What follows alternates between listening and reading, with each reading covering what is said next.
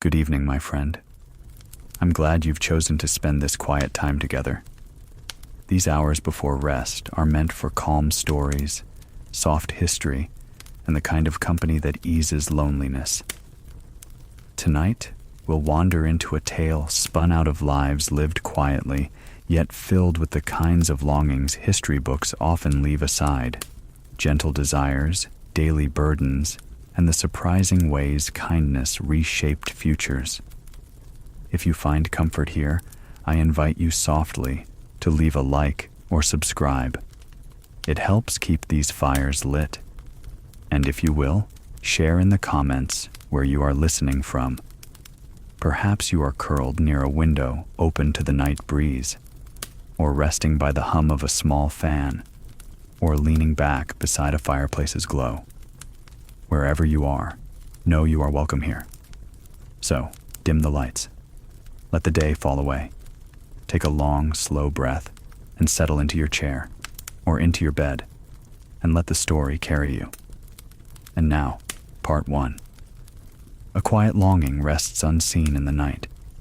There is something that lives in the quiet hours between dusk and dawn, something softer than ambition, gentler than desire. It is the kind of wish people rarely say out loud because to speak it feels too delicate, too easily scattered by the blunt wind of the world. Imagine, if you will, an ordinary room, small in its dimensions, but rich in the traces of a life. A folded shawl rests at the foot of a bed, not because the air is cold tonight, but because it is habit, the kind of gesture that anchors the heart. On the table, a lamp glows faintly, the wick trimmed low to save oil. Its light does not reach far, yet it illuminates enough for one pair of eyes to linger over a single page in a ledger. Not the kind of ledger that counts money, but one that holds fragments of memory, pressed leaves, scraps of letters saved from long ago. The wish is there, between those pages. A longing for a life less burdened, perhaps, or for a kindness once offered that might return again. It is not the clamorous hunger of youth, but the steady ache of years that have taught patience. Outside, the street is silent, save for the faint brush of wind against the shutters. The town itself sleeps, or pretends to. Yet within this quiet space, the heart is awake, tracing possibilities. Would tomorrow bring a letter? A chance meeting at the bakery? Or simply another day much like the last? There is comfort in the ordinary, yes, but also a yearning that something might bend, if only slightly, toward hope. Longing often wears humble clothes. It hides in the way hands pause on a doorframe before stepping out, or in the way a chair is set for two, though only one sits. It hides in the careful care of objects, in the polishing of a cup whose companion was broken years ago, but never thrown away. There is, too, the memory of laughter, one that drifts in like smoke, unbidden, reminding its keeper of what once was. It is not painful, not entirely. More like the distant chime of a bell carried over hills, a reminder of connection, of warmth. This quiet wish, call it companionship or simply recognition, does not demand grand gestures. It lives on the smallest acts. A candle lit, not just for light, but for presence. A line in a diary that ends mid-sentence because sleep finally took over. A pause at the window, gazing into the night as though the stars themselves might listen. As the hours stretch, the body softens against the pull of rest, but the mind holds that longing close. It is both comfort and weight. Comfort, because it means the heart still beats with desire for meaning. Weight, because it remains unsatisfied, folded within. History is built not just on battles and speeches, but on such hidden wishes, those small, persistent desires that keep people moving through hardship. A woman in 1870 might dream not of riches, but of owning a single key to a door she could call hers. A man might long for a letter addressed in his own name, proof that he belonged in someone's thoughts. These wishes shaped choices as surely as laws or revolutions. The room grows quieter still. The lamp flickers, then steadies, holding its small circle of light. Somewhere outside, a dog turns in its sleep, paws brushing against stone. The air carries the faint scent of earth cooling after a long day. Within these still surroundings, the hidden wish remains, as steady as a heartbeat, unseen yet unforgotten. Morning begins with gestures worn smooth by years. Before the sky makes up its mind about light, the room wakes first. A kettle breathes on the stove, not boiling yet, only murmuring. A pair of slippers waits in its usual spot, toes pointed toward the day. The lamp is turned down with 2 practiced twists, a tiny ritual of thrift, and the wick remembers the hand that trained it. Curtains part by the width of a palm. The world outside is all outline and hush. The morning does not announce itself here. It is admitted as a guest known by name. A cloth is folded into a neat square and set beside the basin. The window is lifted the smallest amount to let in air that smells of damp brick and faraway bread. The chair by the table is nudged an inch so the legs sit true on the uneven boards. None of this is necessary, and all of it is. The body learns a map of small corrections that keep the heart from drifting. On the table lies the ledger from last night, closed now, elastic band snug around its worn cover. A pressed leaf, oak, brown, and dignified, peeks out like a bookmark that refuses to be fully hidden. Morning has a way of making last night's thoughts harmless. The wish that would not speak loosens its grip, content to be carried without question. Water begins to whisper inside the kettle, an old friend clearing its throat. There is a shelf where cups live, 2 chipped, 1 plain, one that belonged to a visitor who never took it back. That cup is used on Sundays, or on days when resolve needs company. Today is Tuesday, which pretends to be simple. A spoon rests on a folded napkin. A slice of bread is cut when the knife chooses the path of least brittle crust. The blade remembers a groove from years of slicing and falls into it again, faithful as habit. A clock on the mantel insists it is 3 minutes ahead, as always. It keeps time the way a neighbor keeps opinions, close, firm, and not entirely accurate. The clock's face is a little smudged where a thumb wipes dust in a circle each week. There is a hairline crack in the glass, thin as a stray thread. When the light finds it, the crack looks like a drawn road leading somewhere patient. Outside, the street learns to be a street again. A cart complains about its work. A door latch clicks 3 houses down. The early baker turns his sign. A pigeon strolls with the self-importance only pigeons possess. The lamplighter's rounds are finished. A faint, sharp trace of extinguished flame lingers in the air like the afterthought of a match. The day is promising nothing, and with that, promising everything it can safely deliver. The broom is lifted from its nail. Another ritual. Bristles meet step. Dust moves on with mild persuasion. A ribbon of leaves has gathered along the threshold, and among them a paper scrap that at first looks like an old receipt, but isn't. It is the corner of an envelope, torn, with the printed words, "Return if undelivered." A laugh, almost soundless, escapes, a dark little joke between morning and fate. There are letters that always find their way home, even the ones that never left. On the hook near the door hangs a key on a blue thread. The thread is new, yarn from a sweater cuff, repurposed, because the old loop wore through last autumn. The key is not much to look at, but it is heavier than it seems. It opens the front door, yes, but also opens a sense that today can be kept safe, that the ordinary can be locked and unlocked as needed. The key is tested twice, not from fear, from respect. Tea leaves land in the pot like small boats. Hot water follows. Steam carries a memory of rains that fed the leaves, fields far away, people who worked with hands browned by their own weather. The first pour is for warming the pot. It's swirled and tipped out to the sink. The second pour counts as actual tea. The spoon circles once and stops. There is dignity in not fussing.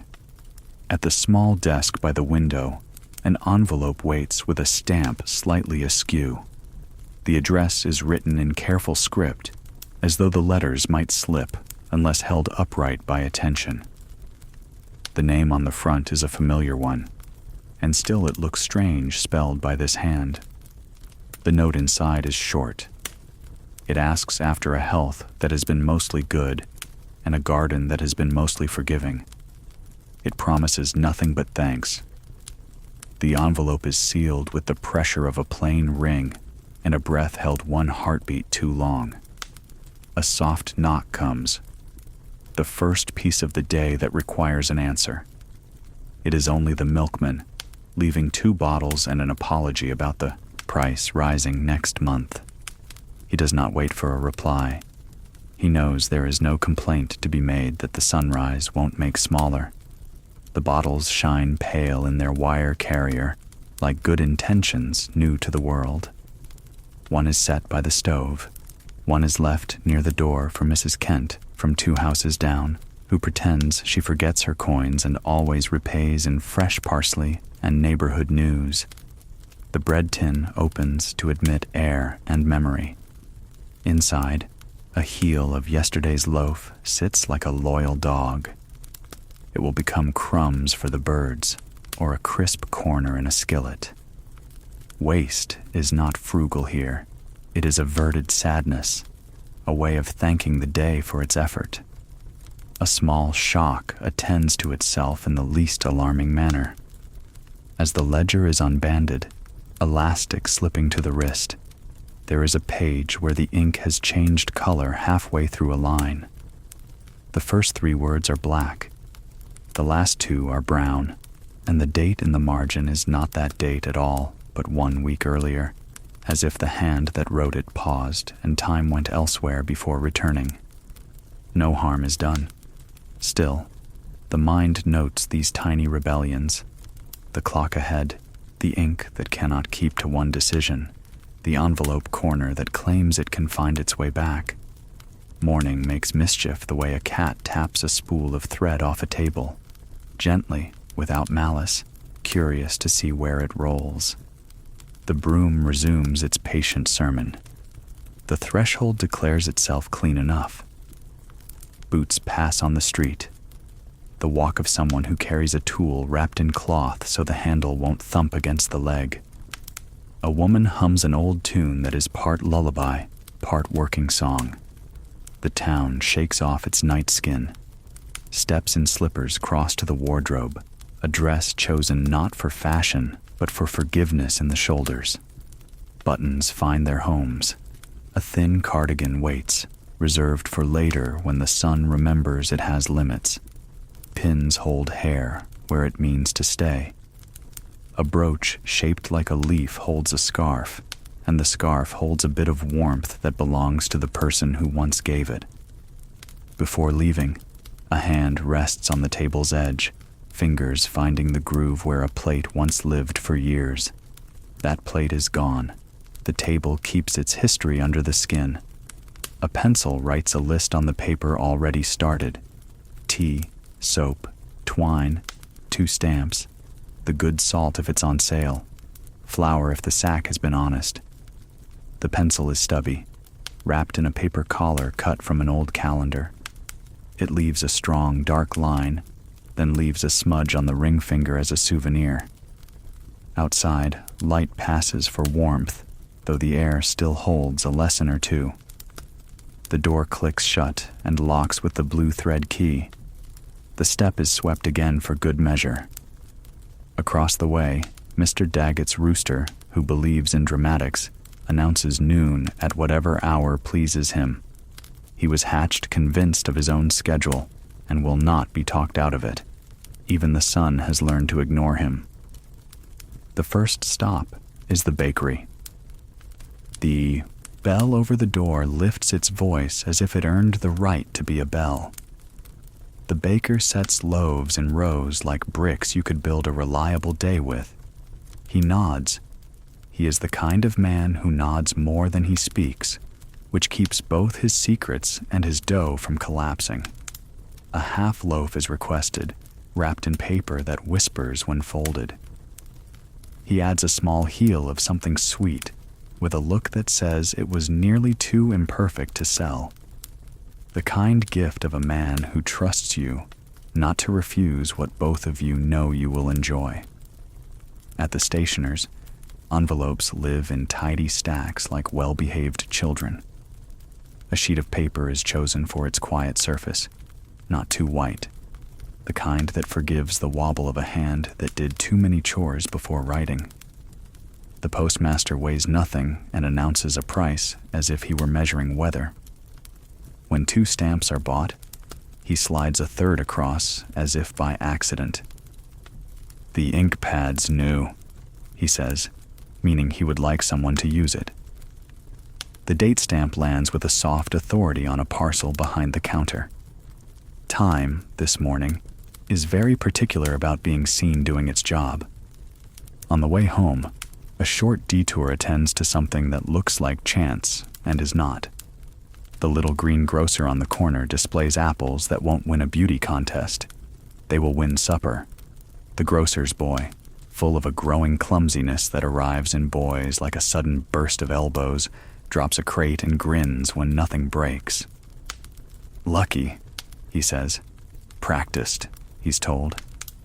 He laughs as though the word were a trick. He will learn. Back at the door, the blue thread key does what it always does. Inside, the kettle understands its cue. Tea is poured, the kind that asks to be sipped rather than drunk. The half loaf loses its best end to a butter knife that means well. A plate is set for one with the care most people reserve for guests. A second plate goes out to the step with the parcel of bread for Mrs. Kent and a little note. "For your soup. Tell me about the parsley when you have time." This is how news travels politely, through favors that are also recipes. On the table, the ledger waits. It is opened not where the ribbon suggests, but several pages earlier, where a square of cloth lies pinned. The cloth carries a faint scent of lavender that has outlived the drawer it once slept in. The entry is read again. It lists nothing dramatic. 2 pounds of flour, fair, soap, dear, letter, unsent, lamp oil, stretched. In the margin, a star, not quite symmetrical. A private sign that something mattered more than figures. A small, almost mean joke arrives with the Morning Post. A handbill slid under many doors last night, now discovered beneath the mat. Census. Corrections. If you were marked widow in error, please see the clerk on Thursday. The paper is folded twice and placed beside the ledger. It is funny because it is absurd. It is not funny because someone will go to the clerk and be told to spell their life correctly. Morning accepts both truths and keeps moving. The habit of mending takes hold next. A hem is coaxed back into place with fine stitches that make a line like the hush of waves.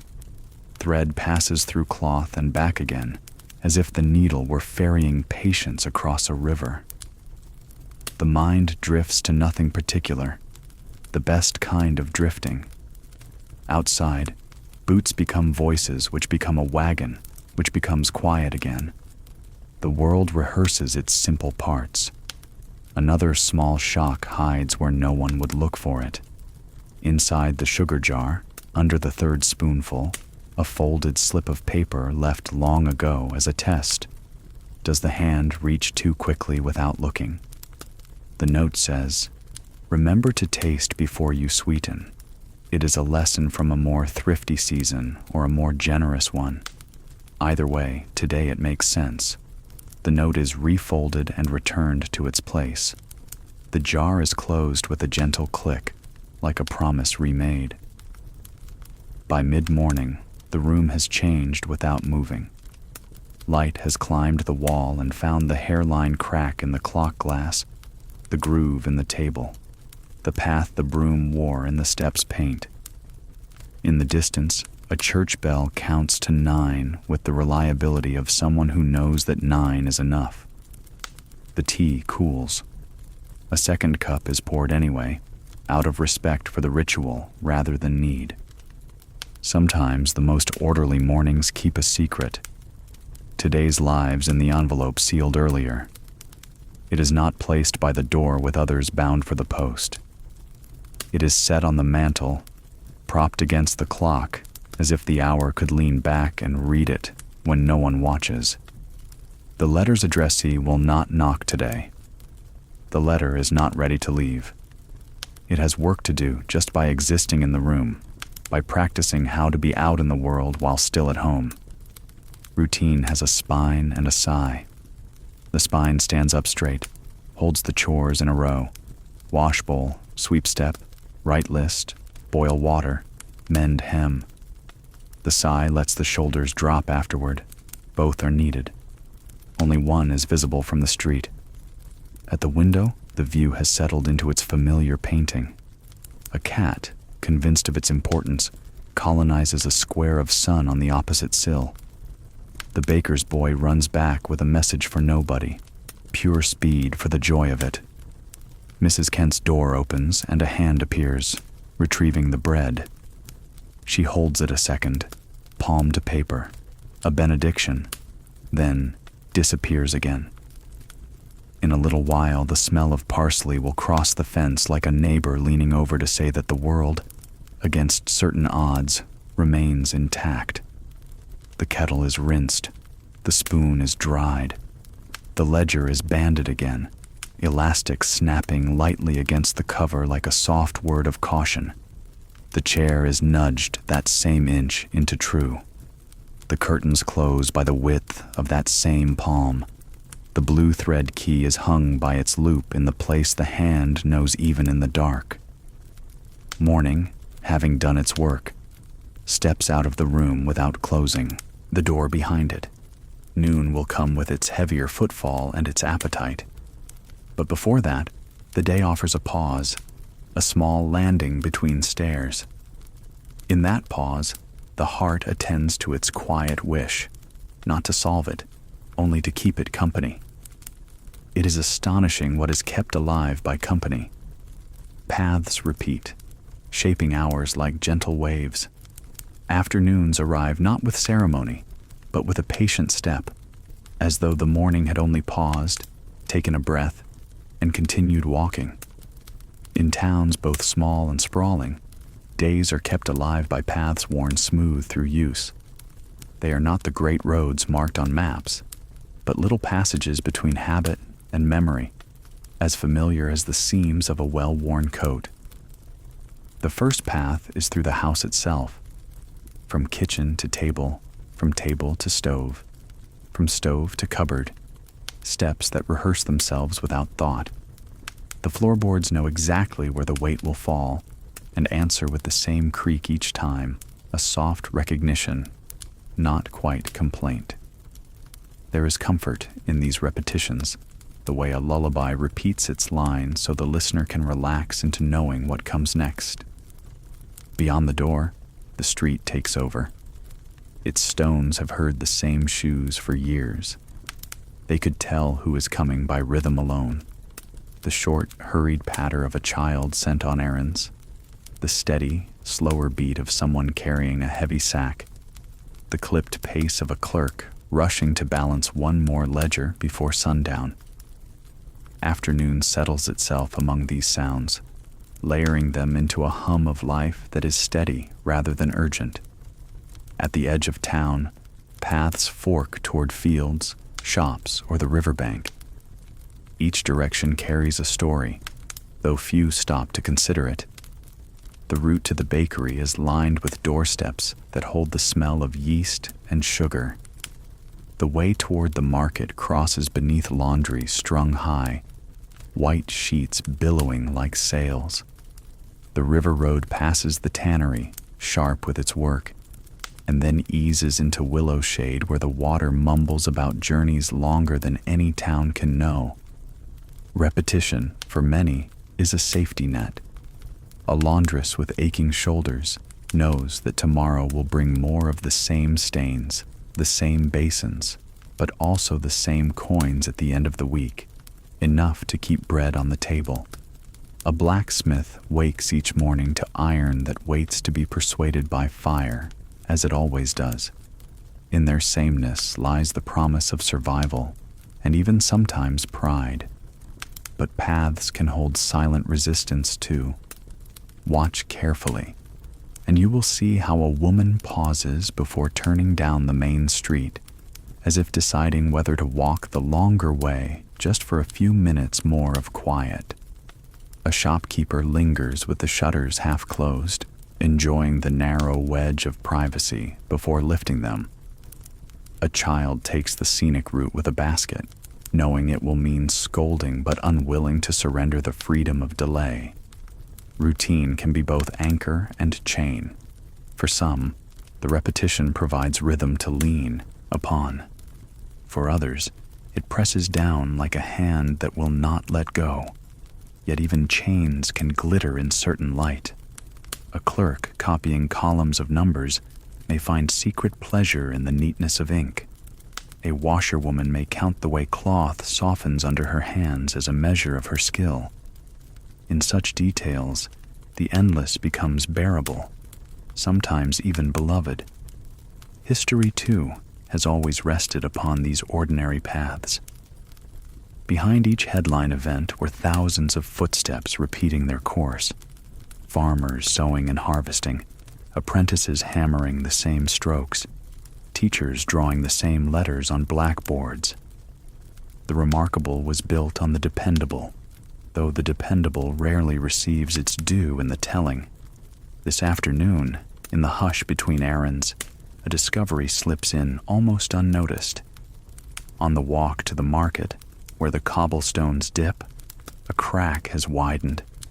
Within it, a sprig of green presses upward, claiming space no one offered. It is only a weed, someone will say. Yet in its stubborn appearance lies a truth. Even the most rehearsed paths allow surprise. Even sameness can be pierced by change. The market square hums with its own routines. Merchants laying out apples in perfect pyramids though they know the children will topple them. A woman selling cloth who sings the same refrain until the notes seem woven into the fabric.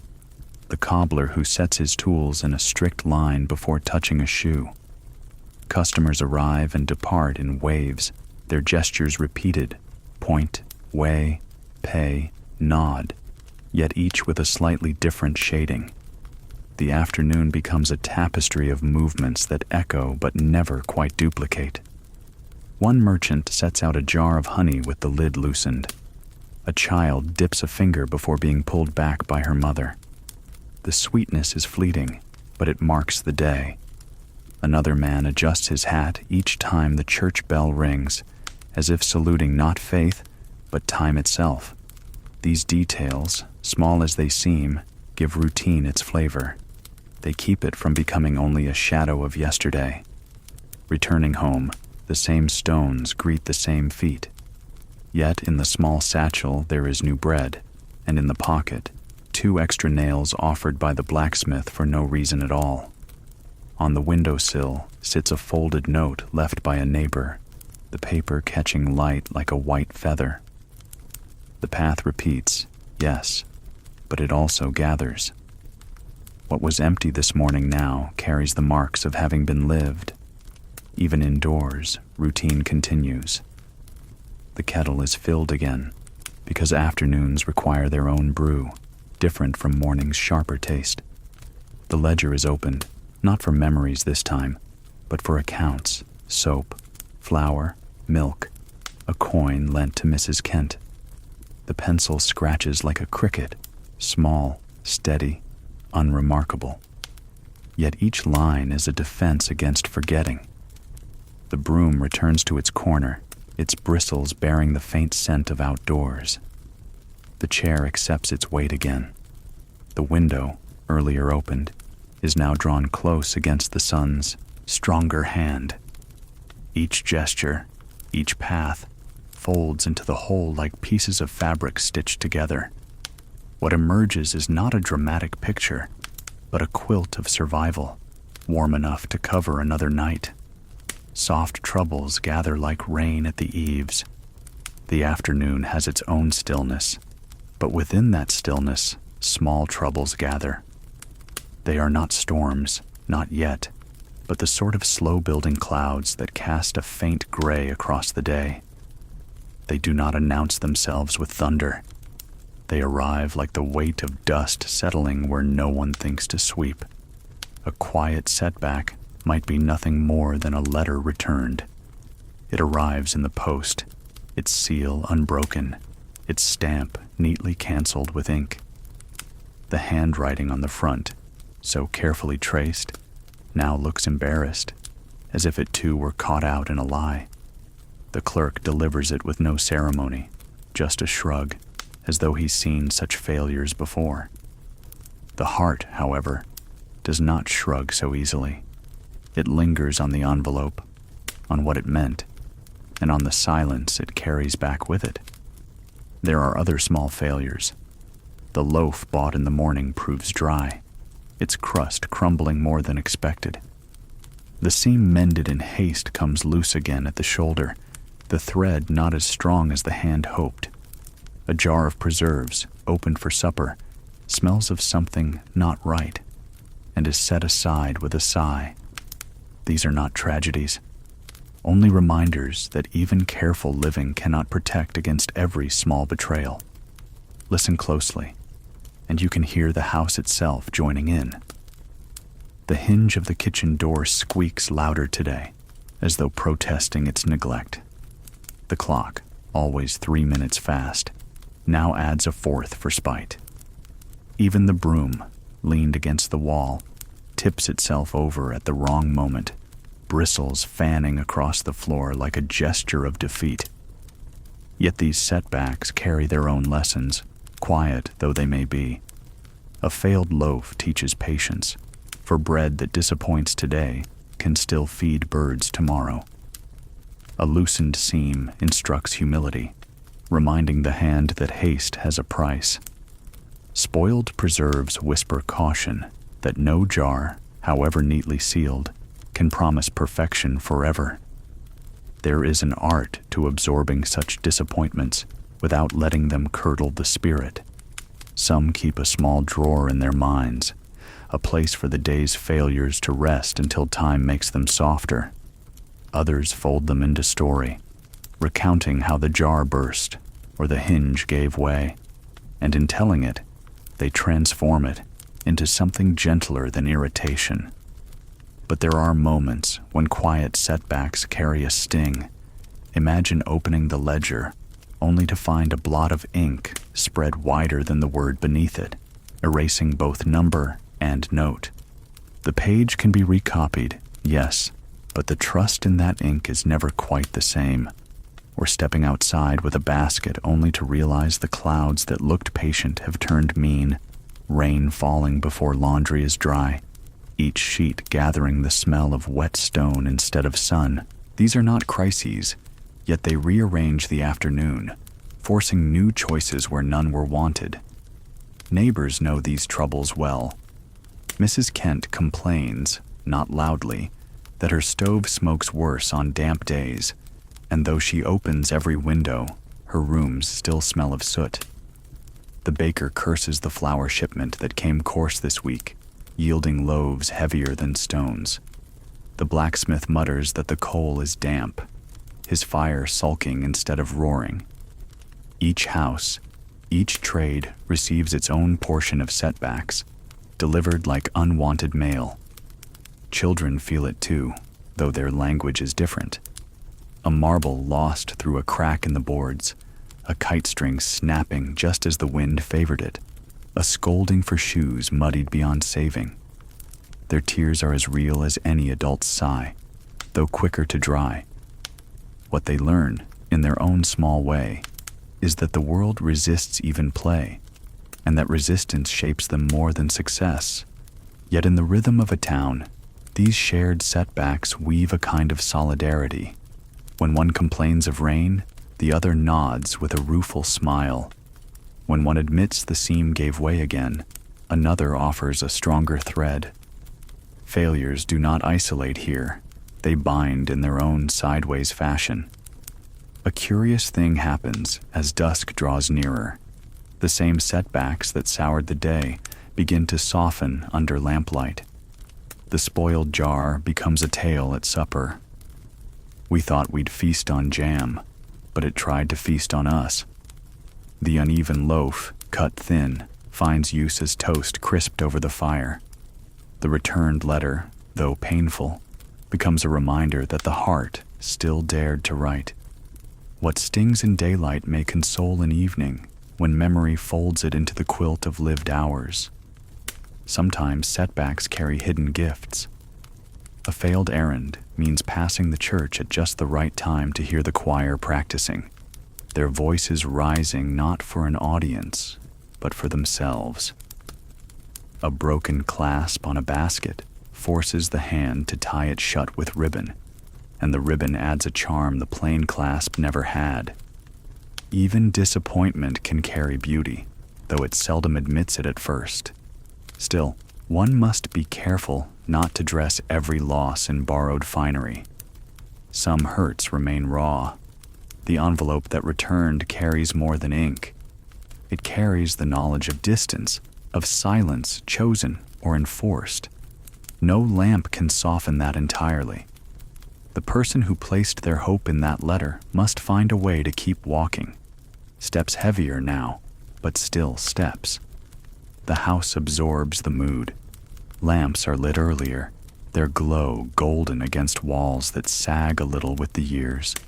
Curtains are drawn tighter, as though against not only the chill, but the day's small betrayals. The kettle is filled, its hiss a kind of reassurance that some routines do not fail. A blanket is folded across a chair, ready to cover the weight of thought. Evening voices rise outside. Neighbors trading grievances across fences, a dog barking at shadows, the call of a peddler hawking, kindling. The sound is not joyous, not bleak, but something in between. Shared imperfection hummed through the streets. The town acknowledges itself as fallible and, in that honesty, grows closer. In history, the quiet setbacks are often erased, smoothed over by the telling, yet they mattered. A general who rose late because his boots were soaked, a shop that closed early because the flour shipment failed, a letter returned, altering the shape of a family tree. Great events tilt on such small hinges. What appears trivial in one moment ripples into another, unseen but real. The evening settles at last. Rain begins, steady now, pattering against the eaves. It washes dust from the roofs and carries away the small grievances of the day. People pause to listen, sighs mingling with the sound, as though the rain itself were voicing their troubles and then dissolving them. By the time the lamps are turned low, the setbacks have lost their sharpness. They remain, but dulled, softened by the rhythm of water on wood. Silent burdens weigh more than words could hold. Evening drapes its shawl over the town, not with speed, but with patience.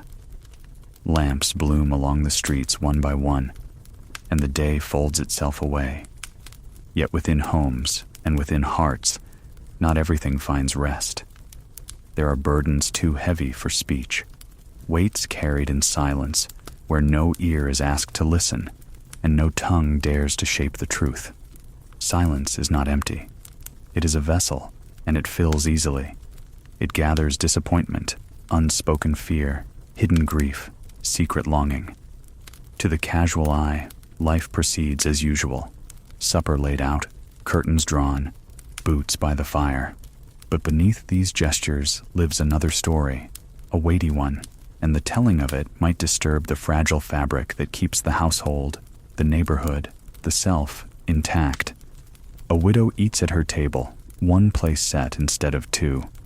She hums softly, not to cheer herself, but to keep the silence from echoing too loudly. On her mantel rests a photograph turned face down. To visitors, she says the frame cracked. In truth, it is the gaze she cannot meet tonight. To speak it would be to admit the depth of the hollow, and so she carries it silently, the way others carry coins or keys. A father sets aside a child's shoes that no longer fit. He places them on the shelf with care, as though they were porcelain. He does not tell anyone that he kept them, not even his wife. He fears that if he admits it aloud, she will scold him for clinging, or worse, begin to weep herself. So he lets the shoes gather dust quietly, a private relic of days gone too quickly. The burden of silence shows itself in gestures more than words, a hand that lingers a second too long on a doorknob, a gaze that drops when another looks too closely, a ledger that balances numbers while avoiding the space where a name should have been written. These signs speak volumes, though no voice has uttered them. Neighbors, too, live among their silences. Mrs. Kent, who exchanges bread for parsley, rarely mentions her son. He left years ago, promising work in the city, promising to send for her when he found his footing. No letter ever came. When asked, she says she heard he is well, though she never says from whom. The truth lives in her silence, heavy but not shared. Children carry silence differently. A broken toy hidden under the bed, not confessed to parents, weighs heavily in the mind of a child who believes honesty is demanded. They lie awake, rehearsing the confession, and then, too afraid, bury it deeper beneath blankets. Even at so young an age, silence takes root, teaching them what cannot be spoken without consequence. History itself is written not only in grand proclamations, but in what was left unsaid. Letters burned, diaries destroyed, testimonies never given. The official record becomes neat and tidy, while the truth remained trapped in the throats of those who could not, or dared not, speak. Silence is the greatest redactor, striking out entire chapters of lives without leaving a visible mark. In the room, the lamp burns low. Its hiss seems almost to scold the hush that fills the air. The ledger is open, but no words are added. Instead, the pencil rolls back and forth, marking time with a sound that hints at hesitation. The mind circles around what it dares not write. Debts unpaid not in coin, but in love withheld. Questions unanswered. Forgiveness unasked. To inscribe them would be to risk permanence. Better, perhaps, to let them float unvoiced. Sometimes silence grows too heavy and spills out sideways. A sharp word over something trivial, crumbs on the table, mud tracked on the floor, often hides deeper weight beneath it. The anger is not about crumbs or mud, but about the silence that cannot break itself any other way. So the burden speaks in disguise, leaving confusion in its wake. And yet, silence can protect as much as it conceals. The burden of one kept secret may save another from worry. The widow hums so her children believe she is content. The father hides the shoes so his wife may move forward. Mrs. Kent pretends to know her son's fate so neighbors will not pity her. Silence, in this form, is a kind of shield, though it grows heavier each day it is held. As night deepens, the rain from earlier still lingers, dripping from eaves. Its rhythm is steady, like words that long to be spoken but are not. In that rhythm, one might almost hear confessions, but they are drowned in the sound of logs shifting in the hearth. in the call of a late wagon clattering down the street, in the sigh of a chair settling beneath its sitter's weight. There is no shame in silence. It has always been part of human life. Entire communities have been stitched together by things never voiced, by agreements unspoken, by griefs quietly shared in glances rather than words. The burden is real, yes, but it is also the thread that binds. Still, silence asks a price. Shouldered too long, it bends the back, dulls the eyes, hardens the mouth into a permanent line. It leaves a person weary, though they cannot always say why. The heaviest burdens are those unnamed, because to name them would allow them to be lifted, if only a little. Yet in some lives, the naming never comes. The lamp is turned down further. Shadows lengthen, climbing walls with long fingers. The window reflects the room back, showing the solitary figure within, burdened but composed. A hand rests briefly on the ledger, then closes it. Tonight, no more is added. Tonight, silence has already spoken enough. Another presence reflects what remains unsaid.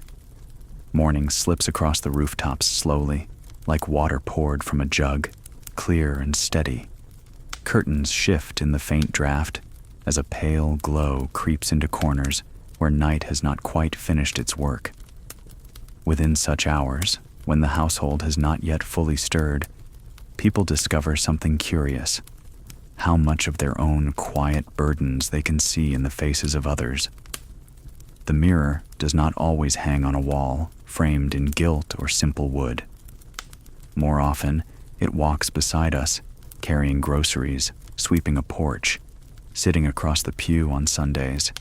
In another's movements, another's silences, one sees a reflection, and the reflection is not always flattering. Take Mrs. Kent, the woman who never speaks of her son. Across the street lives Mr. Dobson, who lost his brother to a quarrel decades ago. No reconciliation ever came, no letter, no handshake. His brother died far away, a stranger at the end. Now, whenever Mr. Dobson sees Mrs. Kent carry her laundry with shoulders stooped, he feels the weight of his own silence pressing harder. Neither of them names it, yet in the lines around their eyes, in the careful way they each say, "Good morning," the burden becomes visible. They mirror one another without admitting it. Children notice too, though they seldom have words for what they sense. A girl may watch her mother stare into the fire too long and feel a chill without knowing why. She copies the silence, holding her own tongue when she wishes to cry about some childish slight. The reflection passes from mother to daughter, unspoken but alive, as sure as any heirloom quilt. In quiet communities, these reflections multiply. They are as common as lampposts, each one catching light from another and throwing it back.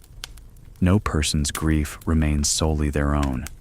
The way a hand trembles when passing change, the way laughter stops too quickly, the way a story ends before the heart of it is told.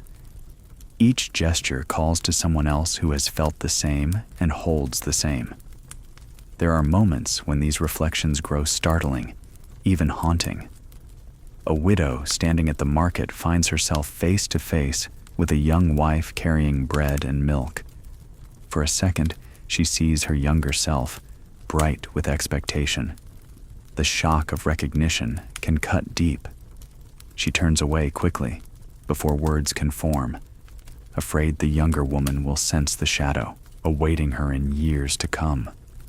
Yet the mirror can comfort as much as it startles. Emily, the new girl with determination shining beneath her worry, catches sight of Lucy preparing breakfast with calm hands. Emily sees in Lucy's poise the survival she hopes for. Lucy, in turn, glimpses her own beginnings in Emily's careful posture. No words pass between them, but both feel steadier for the recognition. In seeing each other, they find themselves a little less alone. Reflections do not always soften, though. Sometimes they prod. Rose, quick to anger, recognizes her temper in Jenny's sharp remarks. Each dislikes in the other what she cannot quite manage in herself. Their quarrels are fueled not only by small offenses, but by the disquiet of recognition. To see one's own flaw worn on another's sleeve is to be confronted without mercy. History offers countless examples of mirrored lives. Rival leaders across battlefields often shared similar ambitions, though they painted them in different colors. One town's preacher condemning sin mirrored the madam down the street, counting her receipts. Both managed communities, set rules, offered refuge of a kind. The contrast seemed stark, but the reflection lay deeper. Both held power others could not. Both carved authority in a landscape that rarely permitted it. Reflections appear in objects too. A cracked pitcher reminds someone of a broken promise. A fading letter mirrors words never sent. The creak of a stairway may echo footsteps long gone, so real that for an instant, the past stands across from the present like twin faces in a glass. The most unsettling reflections are those caught in silence. When two people sit together without speaking, each feels the weight of the other's thoughts, though unspoken.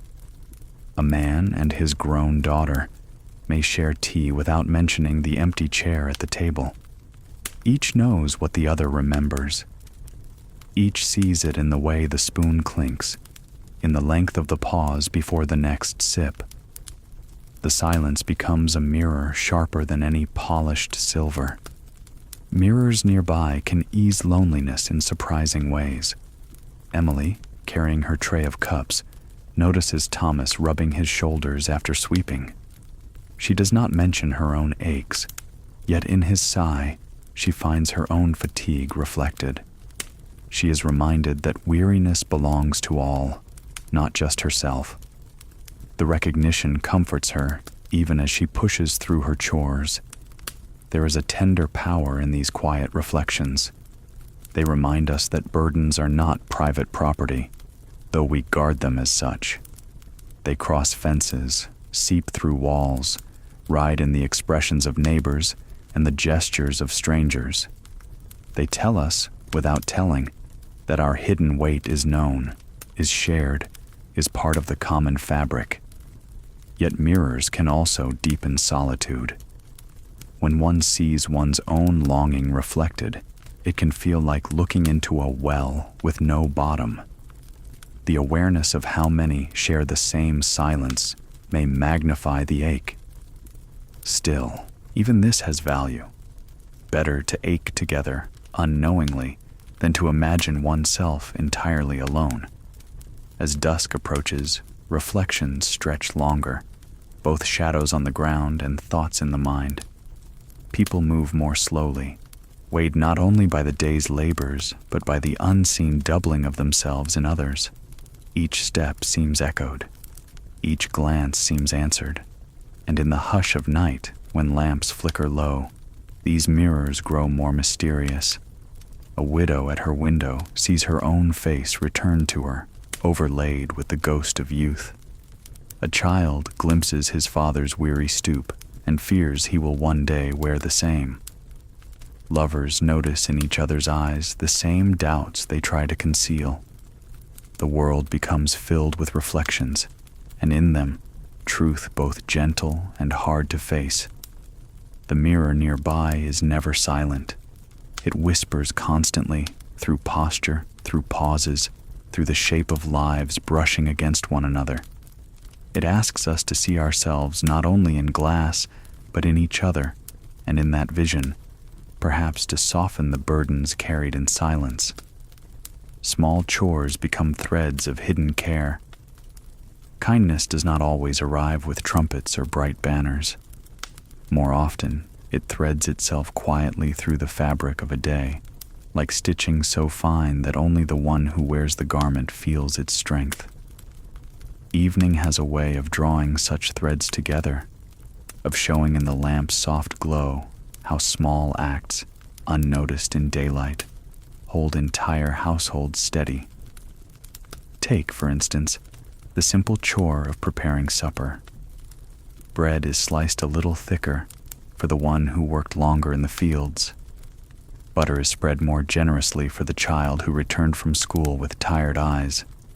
No one speaks of it. The knife moves, the bread is passed, and the kindness remains in silence, hidden yet felt. In the kitchen, water is heated for washing, not because it was requested, but because someone noticed the weariness in another's hands. A pot is left a little longer on the stove so its warmth fills the room, sparing the need for extra wood. These gestures are as invisible as the air that holds the house, but they are what makes the walls a home. Neighbors, too, weave their kindness in threads so light they might be mistaken for routine. A door is held open just long enough for someone carrying a heavy sack. A note is left with half a dozen eggs and no signature, though everyone knows who the hen belongs to. A path is swept clear of leaves before dawn, so the one who walks it will not stumble. Each action is small, almost unworthy of mention, yet together they form a quilt warmer than any blanket.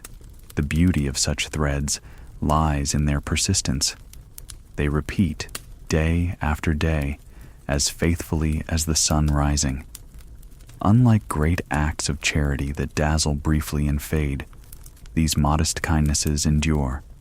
They remind us that life is not held together by grand gestures, but by the daily sowing of attention, care, and patience.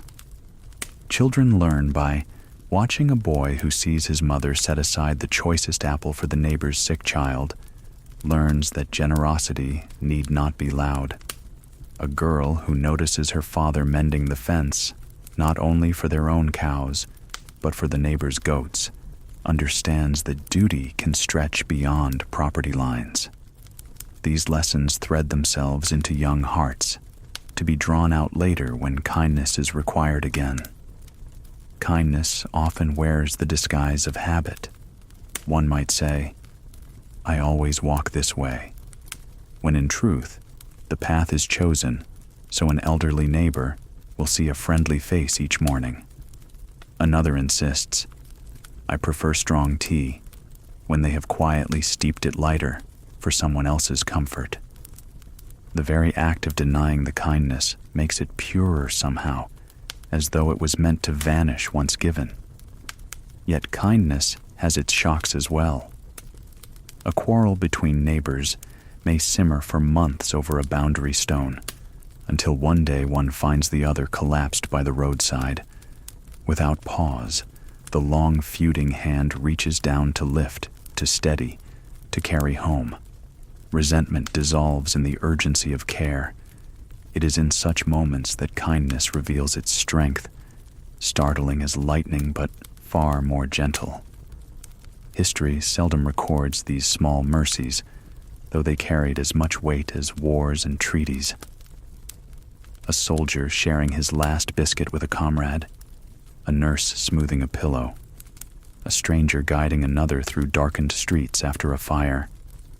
These are the stitches that kept communities from tearing apart. Their names are forgotten, but their deeds linger in the quiet continuity of life. In the household ledger, kindness never appears as an expense or income, yet it balances accounts better than coins. The returned jar of preserves, spoiled and useless, is replaced by a neighbor without request. A missing button is sewn by a hand that had 1,000 other tasks. The coal scuttle filled by someone who noticed it was nearly empty. Each action removes a weight from another's day without drawing attention to itself. Kindness also threads through speech, not always in what is said, but in what is left unsaid. A sharp retort swallowed before it can wound, a question not asked, sparing another embarrassment, a story cut short to avoid reopening sorrow. These silences are as much acts of care as any spoken word, gentling the air around them. Even in weariness, kindness persists.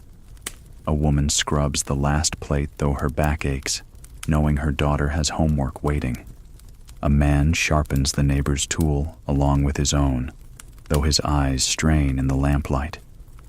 Fatigue may dull the body, but it cannot erase the impulse to ease another's burden.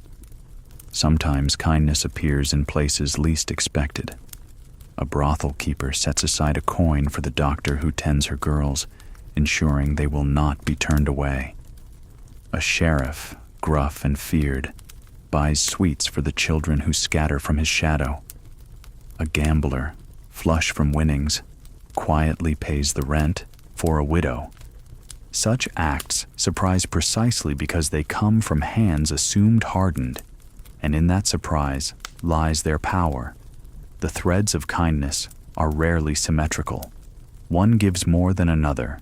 One receives more than they give. Yet the cloth holds together all the same.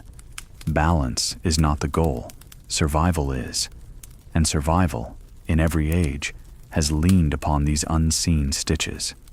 As the night deepens, kindness takes its final forms of the day.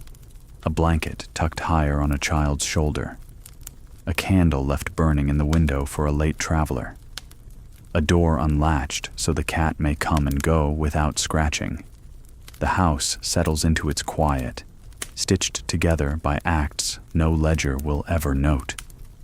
What a fragile thing life would be without these threads. And yet, because they are so constant, many do not notice them until they fray. Only when kindness is absent does its absence roar. But tonight, as the fire glows low and the walls hold steady, the fabric remains intact, soft with care, strong with patience. Waiting itself offers lessons without hurry. Time lengthens differently when waiting. Minutes that once flew by now linger, heavy as stones dropped in a still pond, rippling outward with no end in sight. Waiting is not only the absence of action, it is its own activity, its own teacher, quiet yet insistent. It has walked beside humankind since the first fires burned low, and someone sat listening for returning footsteps in the dark. The town knows this rhythm well. In every street, on every porch, someone is waiting for something. Letters, wagons, rain, healing, forgiveness. Each kind of waiting carries its own weight, its own color. Some forms are bright, lit with expectation. Others are heavy, steeped in dread. Yet all of them share the same essence, a pause, a suspension between what was and what has not yet come. Consider the post office. Morning brings a handful of envelopes and parcels, but by afternoon a line has formed outside its narrow door. Some wait for bills, yes, but others for words from far away. A son at war, a daughter seeking work, a cousin across the ocean. Eyes scan handwriting hungrily, trying to read tidings before the paper is even opened. For those who leave empty-handed, the wait stretches further, their footsteps slower on the way home. At the train platform, waiting shapes whole afternoons. Travelers sit on wooden benches, hats pulled low, staring down tracks that shimmer in the sun. They count the rails, the ties, the cinders between. A whistle in the distance sets hearts racing, though often it belongs to another train altogether. Still, they wait. The rhythm of steel and smoke teaches patience, whether one wills it or not. Waiting for weather is perhaps the oldest lesson of all. Farmers scan the horizon for clouds, measuring the curve of wind, the scent in the air. Laundry is hung beneath a sky half blue, half doubtful. Children pause their games when thunder murmurs faintly. There is no rushing the rain, no bargaining with drought. Here, waiting becomes humility, the recognition that the world moves by its own clock, and we are only guests. Illness teaches waiting more sternly. A family sits by a bedside, counting breaths, counting hours. They fetch broth, adjust blankets, wipe brows, but mostly they wait for the fever to break, for the body to choose whether it will stay or go. These hours are heavy, weighted with helplessness, yet they bind families tightly, for each silence is shared. Not all waiting is sorrowful. Lovers wait too. A girl lingers by a window at dusk, listening for familiar footsteps. A man checks his watch too often before a planned meeting, though the hands move no faster. Their waiting glows, charged with possibility, each moment sweet because of the anticipation folded into it. History is made of waiting as much as of action. Armies wait in trenches more often than they charge. Votes are counted behind closed doors while nations hold their breath. Ships rock in harbors, sails furled, until wind allows departure. These pauses, though invisible in the grand telling, are as decisive as battles and proclamations. Waiting tests the soul, but it also shapes it. Some grow restless, pacing, unable to endure the pause. Others grow thoughtful, turning inward, using the stillness to examine hidden corners of themselves. A few discover peace there, finding that waiting need not be empty if one learns to sit quietly with one's own company. Children learn this slowly. A boy denied sweets before supper wriggles with impatience, certain the delay will last forever. A girl sent to bed before her story is finished stares at the ceiling, imagining the pages turning without her. For them, waiting is unbearable because it stretches beyond their measure of time.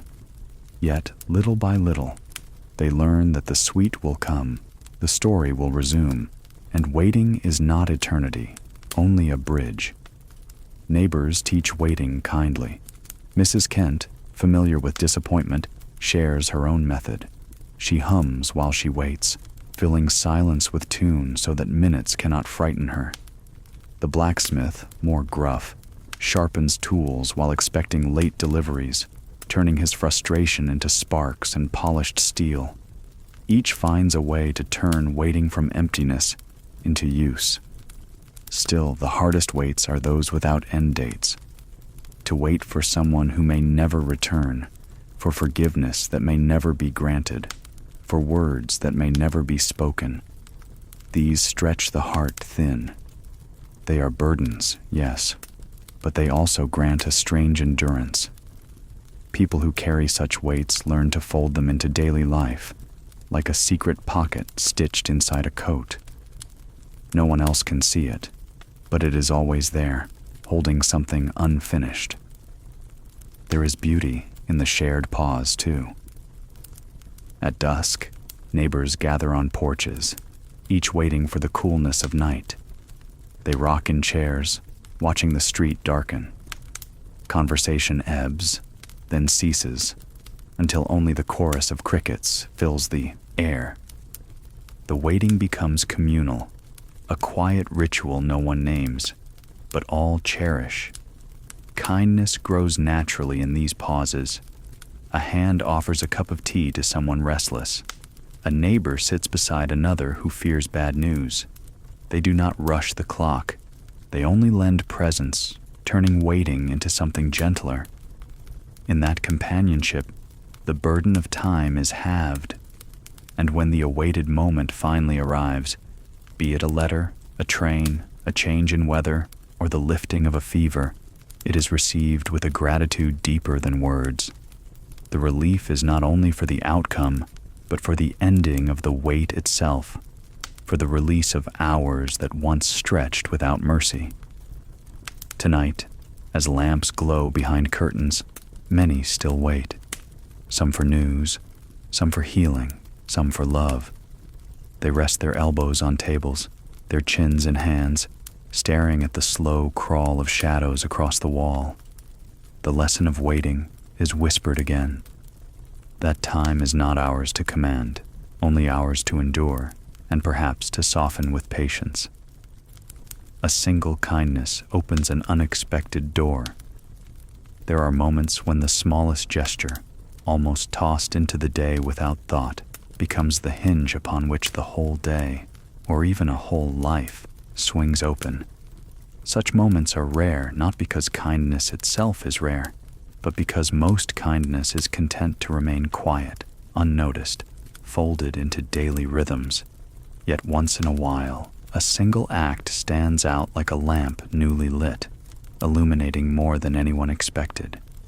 It might begin with nothing more than a knock at the door. Mrs. Kent, who has grown used to silence after her son's absence, hears it one chilly evening. She expects perhaps a peddler or a neighbor returning a borrowed pot. Instead, she finds a boy, hardly more than 12, holding a small parcel. His voice cracks as he explains that someone in town had extra potatoes and thought she might use them. He does not even say who sent him. The bundle is rough, wrapped in paper that tears at the edges, but inside the potatoes gleam clean and firm. For a moment, Mrs. Kent feels the tight knot in her chest loosen. The door, once only a barrier between herself and the world, has become a threshold of grace. Another time, Thomas, the quiet man who tends the bar with steady hands, finishes his errands later than expected. Passing the smithy, he notices the old blacksmith struggling to lift a beam. Without thinking, Thomas sets down his bundle and offers his strength. The job takes only minutes, a simple joining of muscle and sweat.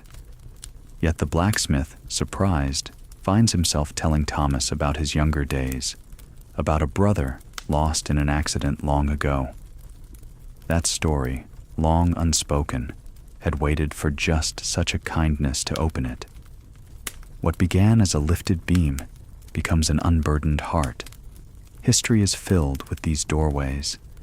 A letter sent in kindness, offering comfort after loss, leads to correspondence that shapes marriages, friendships, even political alliances. A coin given to a hungry child encourages him to study harder, later becoming a teacher who influences hundreds. A seat offered on a crowded wagon results in a chance meeting that alters the course of a family line. None of these outcomes could have been predicted. The kindness was small, almost trivial, but it opened something vast. Children understand this magic instinctively. A girl shares half her sweet with a friend who has none. The friend smiles, and in that smile, the giver feels something richer than sugar, the warmth of belonging. That door, once opened, leads to play, to secrets exchanged, to companionship lasting beyond childhood.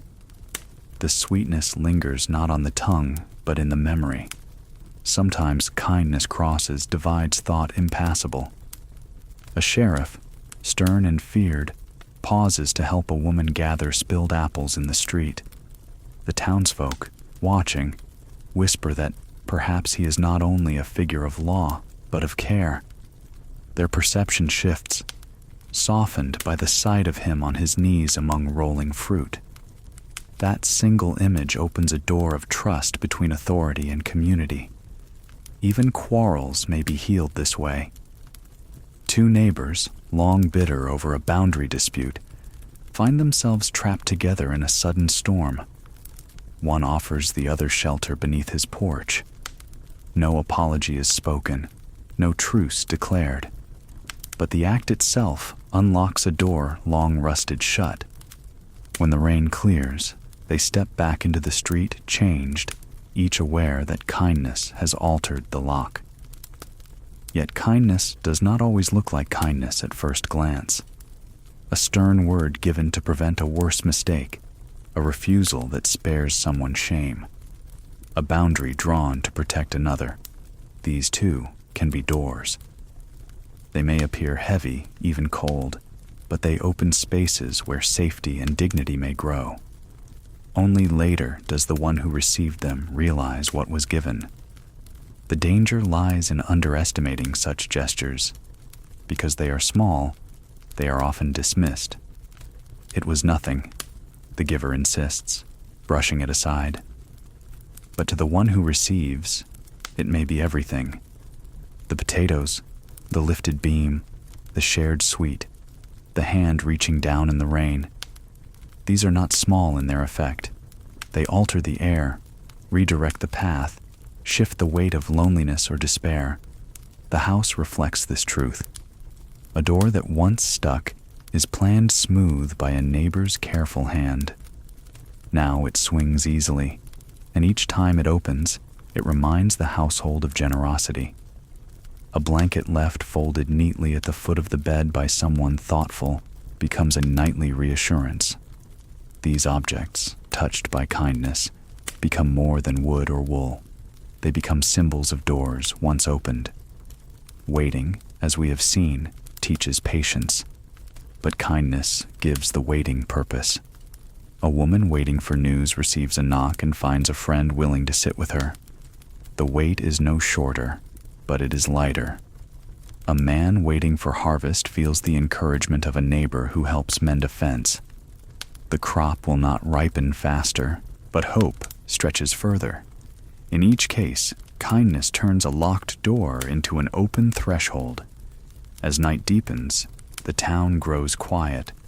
Windows glow faintly, then dim one by one. Somewhere, a widow sets aside the potatoes she received, planning to boil them tomorrow. Somewhere else, the blacksmith sits easier by his fire, comforted by the words he finally spoke. The children who shared sweets now dream together of games to come, and in each of these homes, a door that once seemed closed has quietly opened. The lesson is simple, though it often escapes notice. One need not tear down walls or build monuments to change a life. A single kindness, humble and unadorned, may be enough. It requires no grand design, no speech, no wealth, only attention, only care, only the willingness to knock once on a neighbor's door and leave something better behind. Gentle mercies ripple through unseen circles. Mercy often arrives like a stone dropped into a pond. At first it seems small, barely noticed beyond the initial splash. Yet the ripples carry farther than the eye expects, touching edges never meant for them, softening shores long untouched. Unlike kindness, which is often practical and immediate, mercy carries a deeper note. It forgives, it releases, it spares where judgment might have struck. Picture a quarrel at the marketplace. Words rise sharp between two merchants, their voices attracting a small circle of listeners. The cause is trivial. A crate delivered late, a payment missed, an insult perceived. Tempers flare quickly in such settings, for pride is fragile in public. One of them, red-faced, lifts his hand as if to strike. But in that breathless pause, the other lowers his gaze and says simply, "Keep it. Let us be done." The crowd exhales, murmurs fade, and the tension dissolves. The ripple of mercy, though it cost a coin, spares a greater debt, the debt of bitterness. By evening, both men are lighter, and the story circulates not of conflict, but of restraint. Mercy often shows itself in families. A father discovers his son has broken a tool, hidden clumsily behind the shed. The boy's fear is evident, his shoulders hunched, eyes wet. Anger rises easily, but the father pauses. Instead of scolding, he kneels beside the boy and helps him mend what can be mended. The tool is still scarred, but the boy's heart is not. Years later, the boy remembers not the breakage, but the forgiveness, and he passes it to his own children. Sometimes mercy spares without anyone knowing. A letter arrives with cruel words penned in haste. The receiver, after reading it, chooses not to reply in kind. Instead, they fold the paper, tuck it away, and allow silence to carry their answer. The writer never learns how close they came to an exchange that might have ended friendship forever. That silence, that choice, becomes a ripple invisible yet potent. Communities, too, are shaped by mercy. When illness spreads, neighbors step in to care for one another, even when fear might dictate distance. A loaf of bread left at a sickroom door, a pail of water drawn without being asked, a child minded while parents keep vigil. Each act is mercy extended, not demanded. Later, when the fever passes, gratitude lingers longer than the memory of fear. History offers its own testimonies. Wars end not only with treaties, but with soldiers who choose not to press the advantage, who allow defeated enemies to return home rather than slaughter them. Towns spared from fire because one commander chose mercy over destruction. Prisoners released early, debts forgiven, lives spared in moments when the law or sword could easily have claimed them. These choices rarely make the bold print of chronicles, but they change futures in quiet ways. Mercy carries cost, though. It requires surrender, of pride, of advantage, sometimes of justice as the world defines it. The merchant who forgave a debt loses coin. The father who spares his son risks another broken tool. The commander who spares an enemy risks his own people's disapproval. Yet mercy's value is not measured in immediate return. Its worth lies in what it prevents. The bitterness, the fear, the endless cycle of harm answering harm. In homes, mercy shows itself in softer gestures. A wife refrains from mentioning her husband's forgotten errand, recognizing his weariness. A grandmother, tired though she is, listens patiently to a child's rambling story, granting mercy to words tangled in inexperience. A brother returns a shirt borrowed without permission, folded neatly, and no accusation follows. Each of these moments is small, but the ripple extends. Peace at the supper table, confidence in the child, harmony between siblings. Mercy sometimes surprises, arriving from unexpected quarters. A stern sheriff, known for his strictness, overlooks the mischief of a boy caught stealing apples. Instead of punishment, he guides the boy home and asks the mother if she needs help feeding her children. The town hears of it, marvels at it, and slowly their view of the sheriff shifts. One ripple spreads into another, and the man once feared is now regarded with a respect that runs deeper than fear. Yet mercy does not always find applause. At times, it is misunderstood. To spare someone may appear as weakness. To forgive may be taken as surrender. And yet, the ripple continues regardless, moving beneath the surface, unseen but steady. For mercy is less about the opinion of the crowd than about the healing of the soul, both the givers and the receivers. Imagine the household at dusk. Supper is finished, dishes set aside. The children bicker over some trifle, voices sharp. Instead of intervening with anger, the mother draws them close and tells a story, her voice calm, her expression soft. The story's lesson is clear.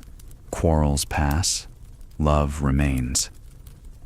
By the end, the children lean against her, their earlier sharpness dissolved. That story, chosen instead of rebuke, is a ripple that will follow them long after the quarrel is forgotten. Mercy extends beyond human circles as well.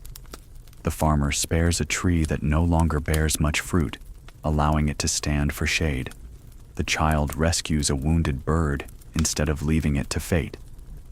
Even in these choices, ripples form, teaching compassion not only toward people, but toward all living things.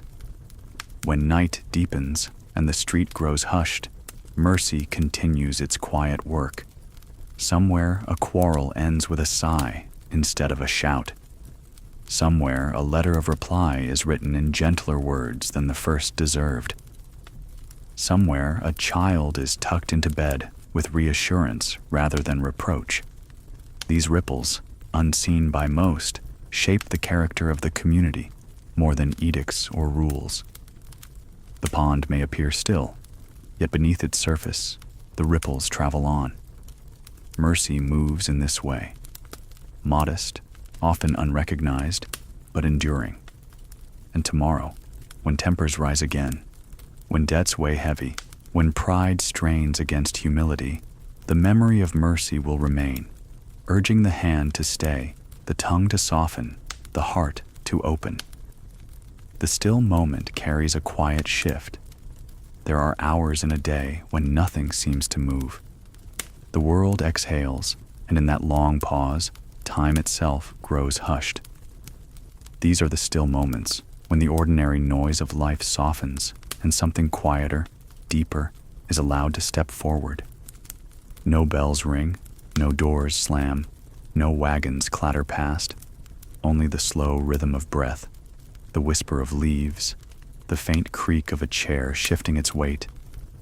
The still moment is not planned. It arrives unexpectedly, between chores, between errands, between thoughts. A woman scrubbing the last dish suddenly pauses, water dripping from her hands, as she notices the way sunlight bends through the window, turning the simple suds into tiny rainbows. A farmer straightens his back in the field, wiping sweat, and hears beneath the cicadas' drone the steady pulse of his own heart, reminding him of life's constancy. A child, restless all morning, finds herself frozen in the yard, staring at a butterfly hovering in perfect balance, wings trembling yet still. In such moments, the ordinary becomes extraordinary. The house, which earlier groaned beneath its duties, seems to sigh with relief. Dust floating in a shaft of light becomes not dirt but glittering motes, dancing lazily. Even the kettle, quiet now after whistling, becomes a sentinel of peace on the stove. The world's edges soften, as though everything has agreed to hold its breath together. The still moment teaches without words. It reminds us that life is not only about moving, striving, producing. It is also about being, about existing in a space without rushing forward or backward. When the merchant leans on his counter with no customers in sight, when the seamstress sets down her needle for just a second, when the blacksmith rests his hammer and listens to the quiet ring of cooling iron, these are lessons given freely, requiring no book or teacher. Not everyone welcomes stillness. Some grow restless, uncomfortable with silence. They shuffle papers, adjust chairs, invent small tasks to escape the pause. To them, stillness feels like emptiness, a void to be filled. Yet if endured, if trusted, it becomes something different. It becomes a well, deep and clear, reflecting the self in ways constant noise cannot. Communities experience still moments together. After a storm passes, the town holds its breath, stepping outside into air washed clean. Neighbors look at one another across fences, not speaking, but sharing the relief. After a sermon, when the final hymn has faded, there is often a hush before people rise, as though no one wishes to break the spell. At funerals, too, there are pauses when even the birds seem to hold back their song, allowing grief its own sacred space. History has pivoted on still moments. Armies paused before battle, listening to the wind move across fields. Leaders sat silently before signing treaties, pens hovering above paper. Explorers paused at riverbanks, gazing across the water before deciding whether to risk the crossing. These instants, outwardly uneventful, were inwardly enormous. The stillness allowed decision, reflection, courage to gather. In homes, the still moment often comes at twilight. Supper finished, children quiet, lamps not yet lit. The air holds a faint chill, carrying sense of earth and hearth. Families sit without speaking, each absorbed in their own thoughts, yet bound together by the hush. It is a silence not of loneliness, but of presence, of simply being together. For children, still moments are magical. A boy chasing a hoop across the yard suddenly stops, captivated by the long shadow stretching before him.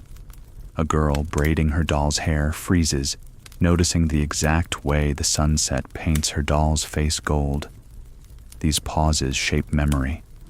Years later, they may not recall the games, but they will remember that hush, that feeling of wonder hidden in stillness.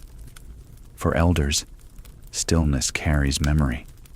A grandmother sitting by the window recalls voices long silent. The quiet gives room for faces to return, laughter to echo softly. The past drifts nearer when the present holds still. In those moments, time folds, and yesterday sits gently beside today. The still moment is fragile. It can be broken by a cough, a creak, a sudden word. Yet even when interrupted, it leaves an aftertaste, a reminder that it was there. People carry it within them as they return to their tasks. The dish is scrubbed again, the plow pulled, the child resumes play, but something has shifted. A calmness, a steadiness has been sown. Even at night, still moments persist. A lamp guttering low, its flame steadying into a thin blue line. The breath of someone sleeping nearby, slow and even. The pause between one page and the next as a reader lingers on a sentence. These silences are not empty. They are full, brimming with presence. The gift of the still moment is perspective. It reveals that beneath the clamor of duties and troubles, life is steady. That within us, beneath worry and haste, there is a quiet place always waiting. And that sometimes, the most profound shifts occur not in action, but in pause. Tonight, as the town drifts towards sleep, one might pause at the window. The street is empty, lamps few. The air carries the faint smell of rain on dust. For a long breath, nothing moves. In that pause lies an invitation to let go of what pressed so heavily today, to let tomorrow wait, to rest in the stillness that asks for nothing more than being. Calm reveals a truth softly laid bare. Truth has many voices. Sometimes it arrives like a thunderclap, startling and unmissable. But more often, it comes softly, sliding into awareness like dawn through lace curtains. It does not demand. It waits. It leans gently against the heart until the heart, weary of resistance, allows it to enter. In these quiet hours of life, between supper and sleep, between conversation and silence, truth steps forward, revealed without fanfare. Consider the household where silence has lingered too long. A father sits at the table, his hands roughened by work, his eyes lowered. Across from him, his daughter hesitates, the words she has long carried pressing against her lips. She speaks at last, "I do not wish to marry him." The words fall softly, not shouted, not pleaded, but steady. The truth is not new. It has lived in her for months. But only now, in the calm of an ordinary evening, does she dare to let it breathe. Her father looks up, startled not by what she said, but by how gently she said it. The truth, revealed softly, is harder to dismiss. Truth often hides behind tasks. A woman kneads dough, her hands rhythmic, her shoulders bent. Her neighbor stops by, lingers at the doorway, and after a moment confesses, "I miss him still." She means her husband, buried years ago. The admission is no secret, yet to speak it aloud feels like breaking a seal. The dough rises beneath her hands as if to echo her words. The neighbor nods, and without reply, sets about helping with the kneading. Sometimes the soft revelation of truth requires no response, only presence. There are truths children offer without realizing. A boy tells his teacher, "Papa is tired all the time." It is said simply, with no agenda, only observation. Yet the teacher hears the deeper truth, that the man is not only tired, but perhaps ill, perhaps worried, perhaps worn beyond the ordinary. Out of the child's unguarded remark, a truth comes into the light, ready at last to be seen. Communities share these moments too. In the market square, where gossip usually flows fast and sharp, a woman remarks, almost idly, that the harvest looks thin this year. She does not dramatize, does not complain, but her words settle heavily, and soon others admit the same. Fields are tired, rain has been stingy, granaries may not fill. The truth, spoken softly, becomes communal, a recognition that cannot be ignored. History remembers the loud proclamations, the fiery speeches, the declarations carved into stone.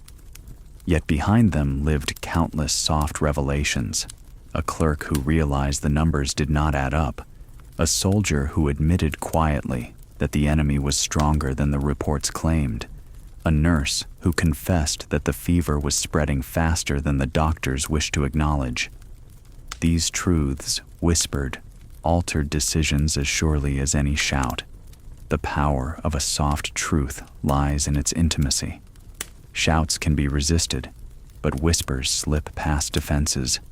When someone leans close and says, "I am afraid," the listener cannot help but feel it. When someone admits, "I was wrong," in a voice barely above the crackle of the hearth, the words carry more weight than a courtroom speech. Softness disarms where force cannot. Not all truths are welcome. A woman may sit in her rocking chair, the house quiet around her, and finally admit to herself that her son is not coming home. She has waited, prayed, pretended. But tonight, in the hush, she whispers the words aloud, and though no one hears, the truth reshapes her. It hurts, yes, but it frees her too, from the endless waiting, from the lies she told herself. Soft though it is, the truth cuts deep. There are also truths that warm instead of wound. A man, long gruff, looks at his wife across the table and realizes suddenly how deeply he depends on her. He clears his throat, embarrassed, then murmurs, "You make this place home." She smiles, surprised, but touched. The truth, spoken softly, carries more sweetness than flowers or gifts.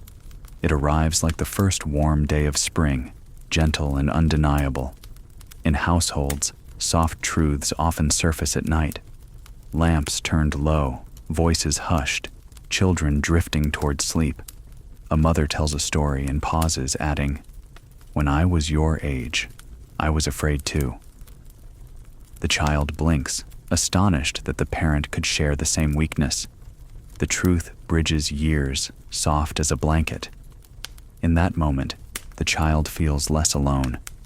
Truth revealed softly is rarely about facts. It is about hearts.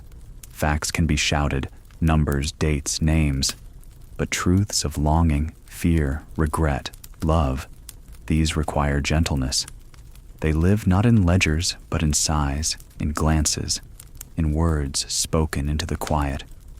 And often they emerge when least expected. A neighbor, helping mend a fence, admits, "I envy your patience." A seamstress, pinning fabric, murmurs, "This color reminds me of my mother." These are not confessions prepared in advance.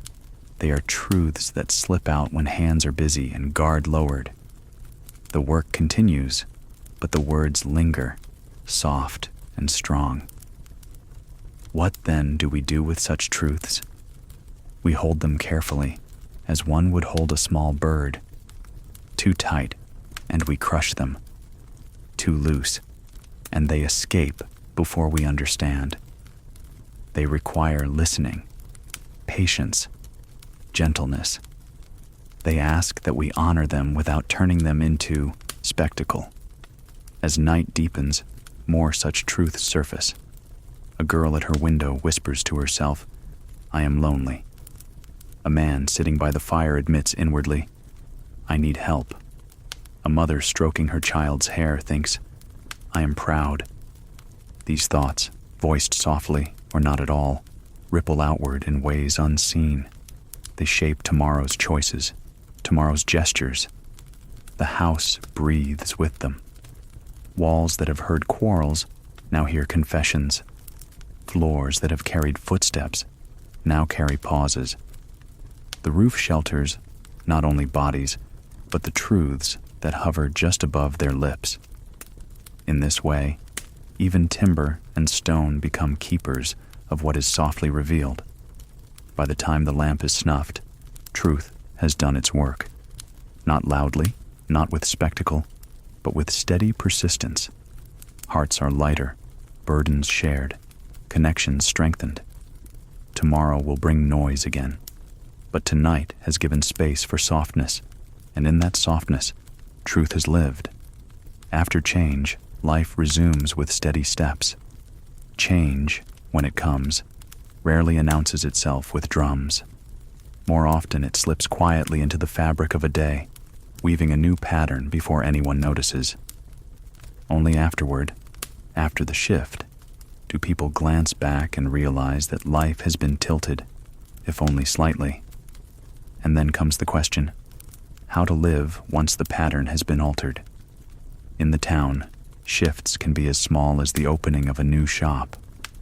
For weeks, the street looks the same, its storefronts familiar, its doors predictable. Then one morning, shutters are painted a fresh color, a new sign is hung, and suddenly the rhythm of errands changes. People wander in, curious, comparing prices, whispering judgments. Before long, what was once a straight path to the market now includes a pause at the new counter.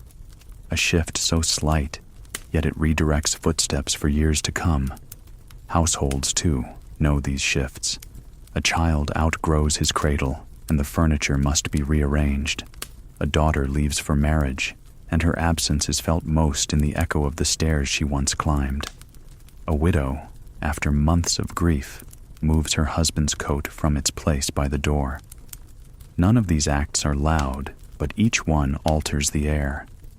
Afterward, life resumes, yes, but with a different cadence. After a quarrel, reconciliation brings its own shift.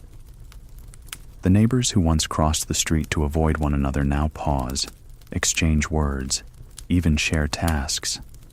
The bitterness has not vanished completely. It lingers like smoke after a fire, but the path between them is open again. The town itself breathes easier. People notice, even if they pretend not to, that peace has been restored. History remembers great upheavals, but it is in the after that true life unfolds.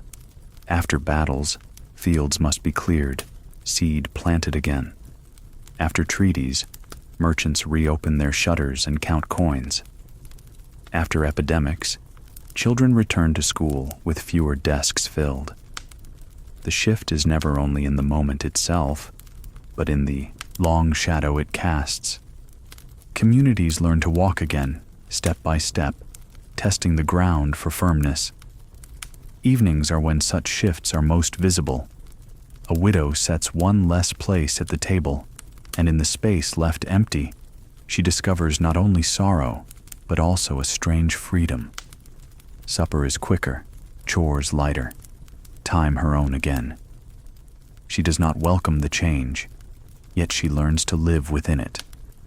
After the shift, her life stretches in new directions she had not planned.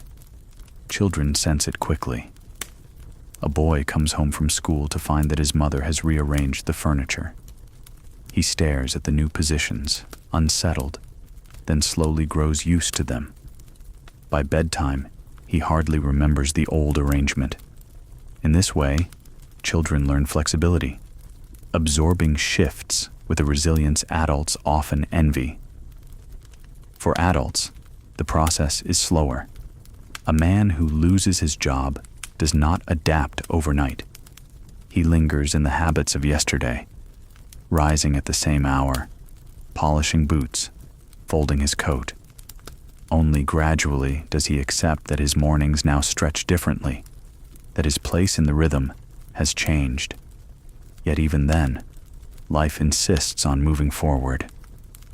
The kettle still whistles, the street still fills with neighbors, the sun still demands recognition. Mercy and kindness, those earlier threads, play roles here too. After the shift, it is often another's hand that steadies the faltering step. A neighbor who invites a widow to supper, a sister who lends her brother tools for a new trade, a child who crawls into a father's lap after failure. These gestures smooth the sharp edges of change. Without them, the shift might topple the heart. With them, the heart learns balance again. The natural world mirrors this rhythm. After storms, the ground gleams, the air smells of earth, and trees drip quietly, adjusting to their new shapes. Birds test their wings again, their songs tentative. The river, swollen, carries twigs and branches, but soon it steadies, flowing as it did before, though forever changed by what it carried away. Nature teaches that the after is not an end, but a continuation, reshaped. Evenings in the town hold countless small afters. A girl, having admitted her fear to her father, now finds him softer, more attentive. Their supper conversation has shifted, gentler, freer. A merchant, having forgiven a debt, discovers that the debtor greets him more warmly in the street, the hostility gone. A church congregation, after a whispered truth about failing harvests, shares more willingly, each family easing another's burden. None of these shifts are dramatic, yet they ripple through the community like quiet music. For each household, the after brings choices. Some cling to the before, pretending the shift has not happened. They set the same places at table, leave the same coat by the door, walk the same path to the now shuttered shop. But eventually, the truth insists itself. Dust gathers, absence grows heavy, and they are forced to acknowledge what has changed. Others accept quickly, rearranging rooms, altering habits, weaving the shift into their fabric. Both approaches carry pain, but both lead in time to steadiness again. Night deepens, and the town quiets. Lamps flicker behind curtains, casting shadows that seem unfamiliar, as if the houses themselves are adjusting to shifts within. The air holds the scent of rain past and earth refreshed. People lie awake for a while, turning over the changes in their minds. But eventually, they sleep. And in sleep, the heart rehearses acceptance, preparing to wake and step into life's new cadence. What we share binds more than any rope communities are sewn, not with proclamations, but with the quiet passing of things from one hand to another. A town can build a bridge or raise a steeple, but the truest architecture is made at doorways, of bowls exchanged, tools lent, stories offered, and burdens halved. Sharing, at its simplest, is motion with kindness in it. It is the path a loaf of bread takes through the dusk. It is the way a chair is pulled a little closer so another may sit. And over time, this motion becomes a bond as firm as oak, as pliant as willow. The day begins with such a bond in mind, though no one speaks of it. The baker pulls warm loaves from the oven and sets two aside on a higher shelf, not for sale, but for the widow who comes after the crowds have thinned. He will take her coin. He knows she needs to keep her pride, but he will weigh the crust in her favor, cut the price with a shrug, and wrap the bread in paper gentler than he uses for anyone else. This is not charity, he insists to himself. It is sharing. The difference rests in the space it leaves intact. Across the street, a seamstress threads a needle and places a small tin of buttons near the window where passers-by can see it. The sign beneath reads, "Take one, leave one if you can." Children sputter with delight at the idea that a thing so small can be traded on honor alone. But honor, like sharing, grows best when tended in tiny patches. By evening, the tin is neither full nor empty. It is alive, which is better. Elsewhere, a carpenter has a way of leaning his spare ladder against the fence at daybreak, where the neighbor can find it without asking. The ladder moves back and forth as the week turns, acquiring new scuffs that mean work has been done, roofs have been mended, apples picked. No tally is kept. The ledger for sharing is memory, and the interest it pays is trust. In kitchens, sharing takes a more fragrant form.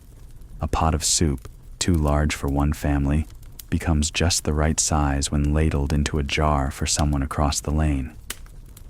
The jar comes home later washed clean, a folded scrap of paper inside with the recipe guessed at, and a note that reads simply, "As good as a warm hand." Another night, the direction reverses. A pie appears on the doorstep with steam still escaping its fork-pricked top. In this way, flavors pass like lullabies. Simple, repeated, full of comfort. Children learn to measure their world by this traffic of gifts. A marble is swapped for a pencil stub smooth as riverstone. A picture book is passed along with a whispered instruction to turn the pages slowly so the pictures do not flap their wings and fly away. They discover, as they trade, that keeping everything is a lonely business. Even their secrets need an audience, and sharing is the path they take toward belonging. There are shares that weigh more. A story offered in confidence is a form of giving that cannot be wrapped or weighed on any scale. A man who has kept to himself finds, unexpectedly, that he is speaking aloud about the winter he almost did not survive. His listener does not interrupt. She knits with steady hands, her needles clicking softly like a metronome for the heart. When he finishes, she does not advise or mend. She shares her silence, which is a way of saying, "I will hold what you have given." The room is warmer after that, though the fire has not changed. The town's market square carries a looser weave on market days, as if the net of custom were stretched to allow for more threads. Farmers pull their wagons close and barter, eggs for onions, apples for nails, a bolt of cloth for a month of milk. It is not merely goods that exchange places, but worries as well. "How's the lower field?" a woman asks a neighbor whose eyes show too much sky and not enough sleep. "Better," he answers, and the word hangs between them like a lantern, bright enough for two. In seasons of want, sharing becomes urgent and paradoxically steadier. When illness runs the lanes like wind, the healthy leave baskets at doors and knock once before stepping back. When rain holds off too long, wells are watched and rationed with care that has room for mercy. In such times, the line between mine and ours blurs, not as an argument about rights, but as an agreement about survival. People discover they are less islands than peninsulas, connected beneath the surface in ways they had not noticed when the tide was high. The house keeps proof of this. A drawer holds 3 spoons, none matching, each with a story stamped in scratches. One borrowed and never quite returned, one gifted when a family moved away, one traded for a ball of twine on a day when it seemed twine might save the roof. A quilt patched from the hems of dresses and the cuffs of shirts warms a bed like a map of friendships. Every square a visit, every stitch a conversation finished and folded up for later. Not all sharing is effortless. Pride arranges itself like a chair that must be moved before anyone can sit. A woman who has always given finds herself in need and startles at the taste of receiving. She wants to repay at once, as if a debt were a stain. But the old neighbor who brings the casserole shakes her head. "Leave it," she says gently. "Let the dish carry the weight for now." The lesson is soft and difficult. To share is also to allow others the dignity of giving. There is laughter in sharing, too. A winter hat knit too large makes its tour of the street, landing on heads in photographs, worn backwards, sideways, all ways. Jokes are a kind of common property. They travel faster than soup, last longer than bread. Humor is the share that refills itself, even in lean times. A town that knows how to pass a smile along can endure more than one that hoards its seriousness. Work extends the circle. A field too vast for one family's hands summons neighbors without summons. They arrive with rakes and scythes and the stubborn patience that hard tasks require. They talk little at first. The rhythm demands attention. But by midday, the silence has become a kind of companionship, a steady exchange of effort and breath. The harvest is a visible measure of sharing, but the true crop is confidence, the knowledge that labor will be met with labor, and that no one is allowed to topple alone. At the far edge of the town stands a small schoolhouse with a bell that requests more than it commands.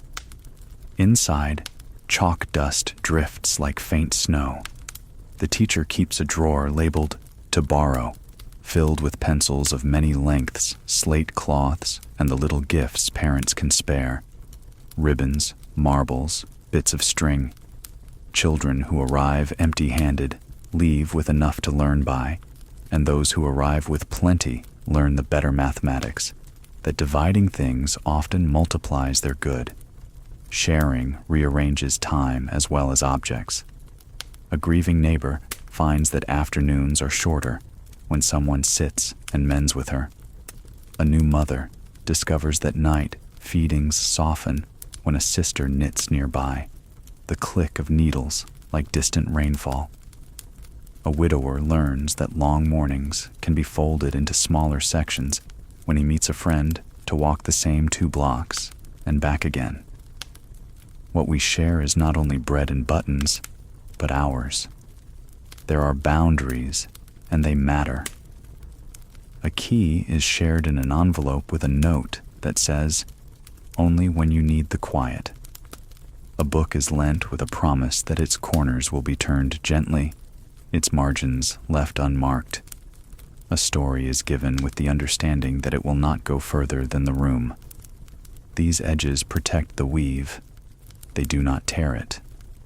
The point of sharing is not to dissolve the self, but to strengthen the space between selves so that both may stand. History bears witness to this hidden economy. Congregations rebuilt barns, not because they loved wood, but because they loved what shelter meant. Towns survived winters because cellars were considered common in a pinch. A traveler found warmth on the far side of a strange river because someone learned his name before asking his business. The ledgers of such exchanges lie mostly in memory and in the sturdiness of communities that did not crack under frost. By late afternoon, small proofs appear everywhere. A pair of gloves sits on a fence post with a note. Found. A tin pail with a dent in its side rests beside a water pump, part of no one and everyone. On the library table, a daisy droops in a chipped mug with the penciled label, "For anyone who needs a soft thing." A town that offers small softnesses is practicing for larger ones. Even the natural world models it. The way shade is shared by trees that never sign agreements, how the river divides itself around stones without complaint, how bees organize a public sweetness at the center of a garden and ask only a little smoke and patience in return. People, watching, learn what they knew as children and forgot as adults. That abundance is not a number, but a posture. Night draws its shawl across the shoulders of the houses. Windows flower with light. Doors open and close with the brief ceremony of thresholds. Along the lane, sounds arrange themselves into a patient chorus. Bowls stacked, a chair pushed back, a latch clicked, a kettle set down with a hollow ring. The town, if it could be heard from far away, would sound like the careful setting of a table for many. One last exchange, and then the day may end. A girl brings a story she has written to the seamstress who keeps the tin of buttons. The woman reads by lamplight, her finger tracking the crooked lines. She makes no corrections, only murmurs, "You've made a place where someone could live." The girl straightens, taller by inches you cannot measure. To share courage is perhaps the rarest gift, and the one that most often multiplies. At the edge of sleep, sharing takes its most mysterious form. A prayer whispered for someone who will never know it was spoken. A hope folded like a note and tucked in the pocket of tomorrow's shirt. A forgiveness granted in the dark, smoothing a wrinkle that daylight could not. These too circulate. The air carries them. The night does not hoard them. By morning, the town is lighter by an amount no scale can find. Old lessons return to guide the present lessons, often arrive quietly, tucked into gestures or passed through stories like folded letters. We believe, when young, that wisdom comes in great proclamations, but more often it is whispered, tested, forgotten, and then rediscovered years later when life requires it. What is old becomes new, not because it has changed, but because we are at last ready to hear it. In the small towns of long ago, such lessons were seldom written down. They were carried in memory, in the rhythm of hands that knew their tasks. A child once scolded for wasting flour would later, in leaner times, remember the sting of those words and handle grain with reverence. A boy who saw his grandfather mend a boot 3 times before surrendering it to the fire would grow into a man less quick to discard, more quick to preserve. The lesson was not announced. It was shown. Consider the way a loom sings when steady hands draw the shuttle through. A grandmother, weaving at dusk, hums as she works, her voice blending with the soft beat of the loom. The child beside her fidgets, bored. Yet years later, that same rhythm returns when she is stitching a tear in her son's sleeve. She finds herself humming without thinking, her hands moving in the remembered pattern.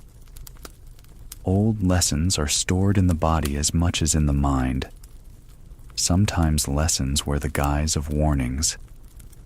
Don't leave the lantern unattended, elders said, not because they distrusted the younger ones, but because the charred ruins of a neighbor's barn still haunted their memories. Or, keep an eye on the well, a reminder drawn from years when drought had cracked the ground. To a child, these warnings sounded like nagging. To the adult, they became lifelines, inherited wisdom that kept homes safe. Faith, too, carried lessons, not sermons necessarily, but the practices that outlasted them. The way a congregation rose to sing together even when half the pews were empty. The way prayers were said before meals, not to impress but to remind. The way festivals marked the turning of seasons with dances that stitched community back together. These were lessons of endurance, teaching that continuity itself is a form of courage. Stories told at firesides worked much the same way. A tale about a traveler who ignored advice and lost his way in the woods was not only entertainment, it was a warning shaped to hold a child's attention. Years later, the child grown would recall the story when deciding whether to risk a shortcut. Fiction trained memory in the language of consequence. Not all lessons were pleasant. A girl who ignored the ache in her chest during winter learned too late the cost of neglect. A boy who mocked a beggar would, years on, feel the sting of need himself. The world has its own way of repeating lessons until they are learned. These repetitions can seem cruel, but they also ensure survival. They are the earth's stern teachers. Communities lived by shared lessons as much as by shared bread. The marketplace thrived not merely because goods exchanged hands, but because people remembered the lessons of fairness. Don't weigh the scales with a thumb. Don't cheat with hollow barrels. Don't overcharge the desperate. Those who forgot found themselves whispered about, then avoided. The memory of dishonesty was long. The lesson was sharper still. War and hardship sharpened the value of old teachings. A soldier recalled his mother's insistence on polishing boots each night. On the march, when others' feet blistered and split, his remained whole. Another remembered his father's words about saving coins, and after the war, he built a life on the strength of small thrift. These fragments of guidance, irritating in youth, became treasures when tested by fire. There is also the lesson of silence, easily overlooked. Elders who spoke little were sometimes dismissed as weary, yet their restraint carried a message. Words spent too freely lose their weight. A pause before speaking teaches patience. A withheld judgment keeps peace longer than a clever retort. In this way, silence itself was a form of teaching, passed on by those who had lived enough to see how noise unravels harmony. Perhaps the most enduring lesson was that of community itself, that no household survived alone. When barns burned, neighbors rebuilt them. When sickness spread, meals appeared at doorsteps. These gestures were not acts of charity, but echoes of an older wisdom, that survival is collective. The lone figure in the story may capture imagination, but the reality was always many hands, many hearts, bound by necessity and choice. Children often rediscovered these truths with a shock of recognition. A girl, scolded for gossip, years later realized that her own words had returned to wound her. She remembered her mother's weary sigh. What you send out comes back. Or a young man, too eager to harvest early, recalled his grandfather's stern counsel. Patience is the farmer's greatest tool when his fields bore thin because he had rushed the soil. These old lessons were not quaint sayings, but weather-tested truths. In the hush of evening, lessons often resurfaced unbidden. A man mending a chair caught himself repeating his father's maxim. If you build it well, it will outlast you. A woman stirring stew remembered her grandmother's laughter. Season with kindness first. These voices, though gone, remained tutors, urging better choices with the gentlest persistence. After the shift of life, grief, hardship, or sudden change, such old lessons took on fresh weight. They became guides through the unfamiliar. They reminded people that while circumstances alter, the fundamentals endure: patience, kindness, thrift, vigilance, mercy. In their quiet way, these lessons were the true inheritance, more valuable than coin or land. The heart, softened by years, grows more willing to heed them. Youth resists, bristles, forgets. Age remembers, smiles at the irony, and finally accepts. And in that acceptance lies peace. Tomorrow stretches like a misty horizon. Tomorrow has always been both promise and puzzle. It stands just beyond reach, waiting like the faint outline of hills seen through morning fog. We know it is there, certain as the turn of the earth, yet its shape remains hidden. Some peer toward it with eagerness, others with dread, but all must walk toward it, one step, one breath at a time. In the quiet hours after supper, when lamps burn low and the air carries the cool of evening, thoughts of tomorrow come more easily. A farmer sets aside his tools, his palms raw, and wonders whether rain will come in time. A seamstress folds her cloth and asks herself if there will be enough orders next week to keep the household fed. Children drowsing in their beds whisper plans to one another.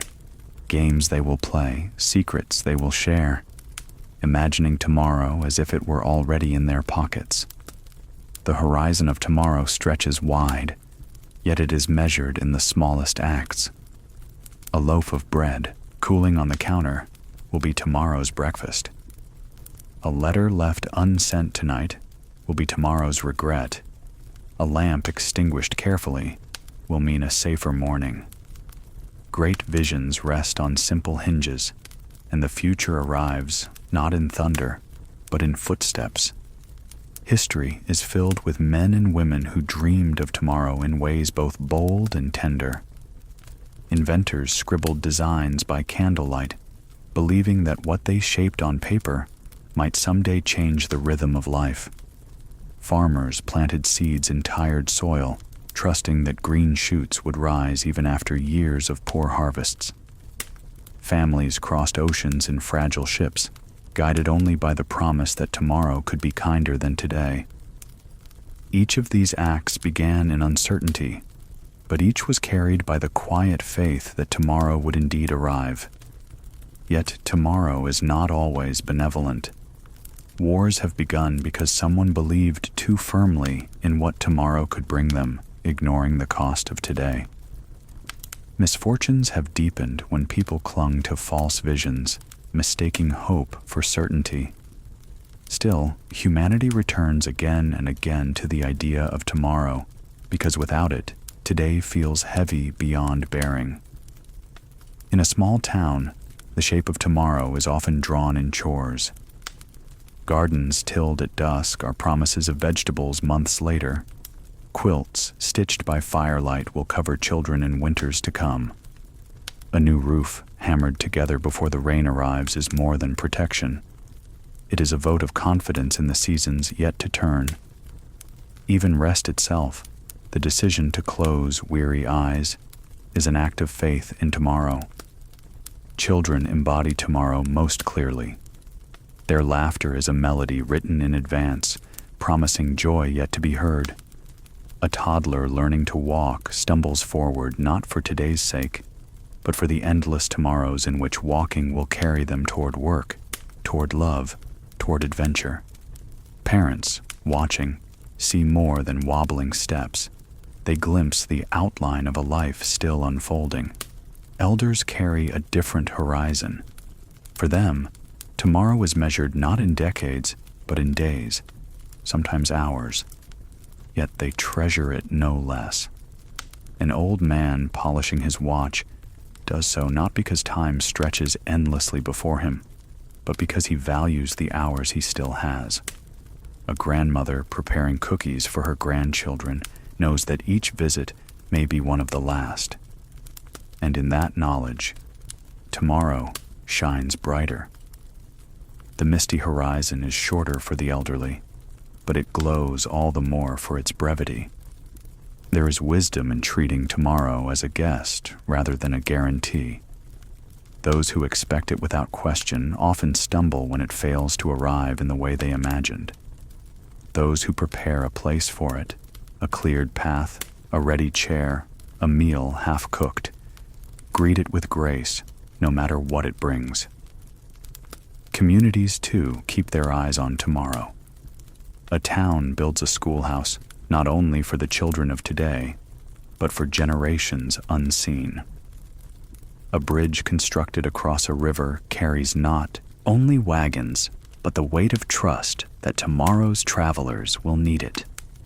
A library raised in the square holds books for readers not yet born. In such gestures, tomorrow becomes a shared horizon, stretching across families, neighbors, and strangers alike. The natural world, in its patient rhythm, teaches tomorrow's lesson without words. The moon does not question whether dawn will come. It simply yields. Trees drop their leaves each autumn, trusting spring to return them. Rivers carve valleys slowly, certain that time is long enough for such work. In these patterns, humanity finds reassurance. The earth itself seems to whisper, tomorrow is woven into the design. But tomorrow also carries the unknown, and therein lies its power. A letter may arrive that alters the course of a household. A storm may sweep through, toppling what seemed steady. A new face may appear in the marketplace, bringing both opportunity and change. The horizon of tomorrow is never blank. It is simply hidden until we step into it. And that mystery keeps hearts both cautious and alive. There are times when the weight of tomorrow feels too great, when debts loom, when illness lingers, when grief makes the hours drag. In such seasons, the horizon can seem more threat than promise. Yet even then, tomorrow has its mercies. It brings new mornings where sorrow is less raw. It carries the chance of an unexpected kindness, a word from a friend, a pause in the rain. Tomorrow may not erase pain, but it can soften its edges. The practice of tomorrow lies in preparation, but also in surrender. We lay out clothes, we mend tools, we mark calendars. Yet at some point, lamps are extinguished, doors latched, heads lowered to pillows. In sleep, we release the reins, trusting tomorrow to carry itself toward us. That act of letting go is perhaps the truest acknowledgement of tomorrow's horizon, an admission that we cannot control it, only meet it with whatever strength we have gathered today. And so, as night deepens, the town prepares for tomorrow in its own quiet ways. Doors are bolted, animals settled, lamps dimmed. In kitchens, dough rises slowly, awaiting morning heat. On desks, letters half-written wait for words that will come with daylight. In hearts, prayers are murmured for the safety of loved ones, for health, for peace. These small rituals are the human way of smoothing the path to tomorrow, as one might brush leaves from a step so that the morning footfall is sure. The horizon glows faintly, though unseen. Tomorrow approaches, misty but certain. It will bring both what is expected and what is not, both joy and trial, both endings and beginnings. Yet in the rhythm of life, it will always come, and in that coming lies hope. Evening settles warmth inside the quiet home. Evening has a way of softening the edges of the day. The sun, lowered behind fields and rooftops, leaves a glow that clings to windows and fences like an afterthought, reluctant to fade. Lamps are lit not with haste, but with care, one flame at a time, as if each were a promise of safety.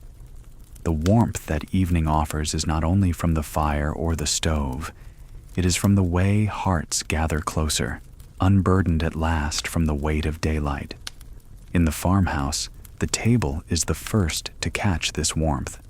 A cloth, worn but clean, is spread with the same tenderness each night. Plates are set down, spoons laid in quiet rhythm, and a pot of stew sends its fragrance into every corner. Children drift to their seats, their chatter subdued, their hunger sharper than their quarrels. A father lowers himself into his chair with a sigh that says more than words could, and the mother ladles supper with a patience born of habit and affection.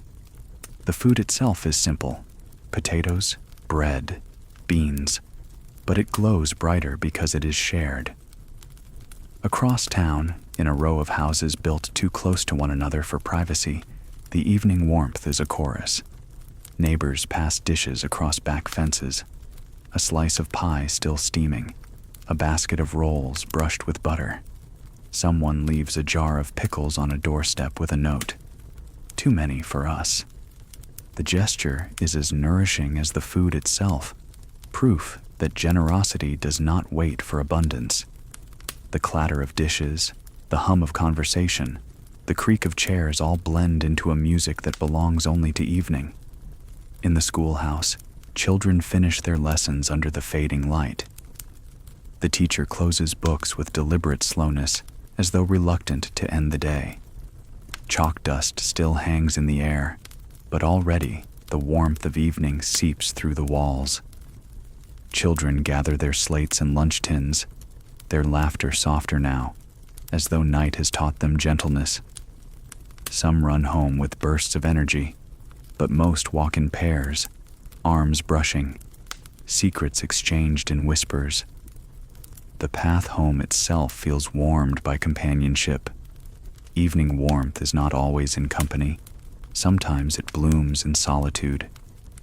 A widow sits by her fire, her chair angled toward the flame. Her supper is small, a slice of bread, a cup of broth, but she feels the memory of past evenings crowding gently around her. She can almost hear her husband clearing his throat, her children setting their spoons down too loudly.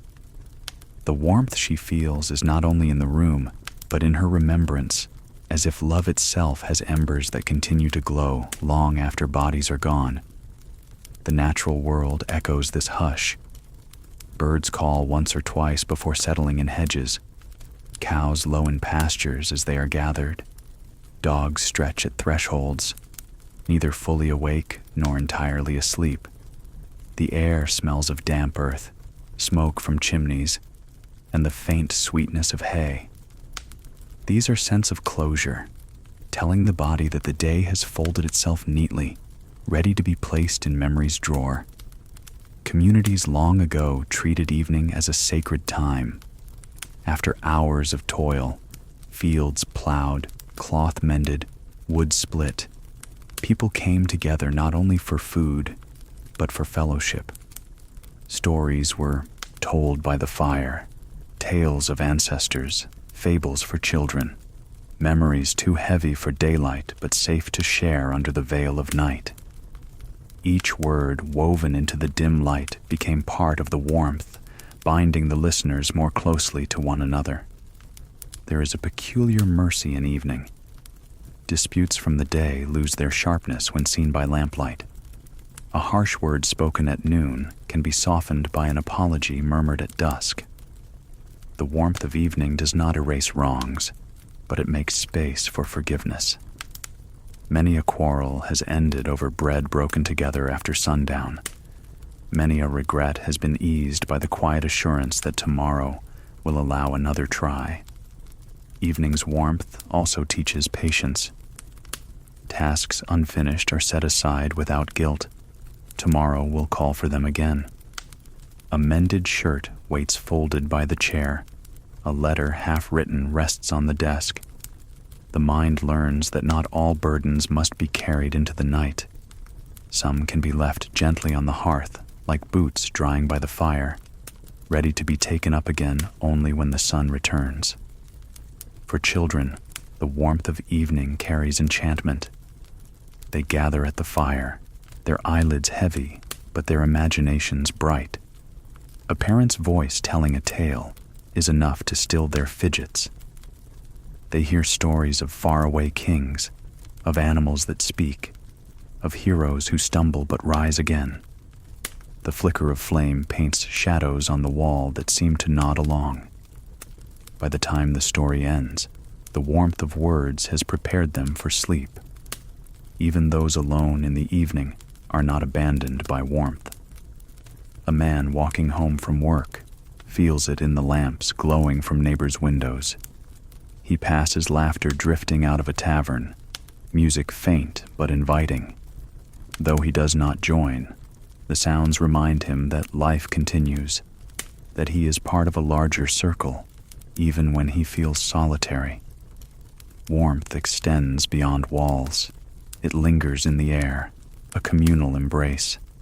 There are darker evenings, of course, when storms rage or grief sits heavy. Yet even then, warmth finds its way. A candle lit during thunder is brighter than it would be on a clear night. A bowl of soup eaten in sorrow still fills the stomach and steadies the heart. Warmth in such moments is not loud. It is a steadying hand, a gentle insistence that life, however heavy, still leans toward comfort. The horizon of tomorrow may hold uncertainty, but evening teaches that today ends with gentleness. Lamps burn down, fires crackle, hearts unclench. Whatever the day demanded, the night gives back in its own quiet measure. evening's warmth is a reminder that rest is not only permitted but required, that the body and soul are meant to pause. And so, in households across the land, the pattern repeats. Dishes washed and stacked, doors latched, children tucked beneath quilts patched by loving hands. In every corner, from grand homes to humble cabins, warmth settles like a shawl across shoulders. Some whisper prayers, others hum tunes, still others simply close their eyes and breathe.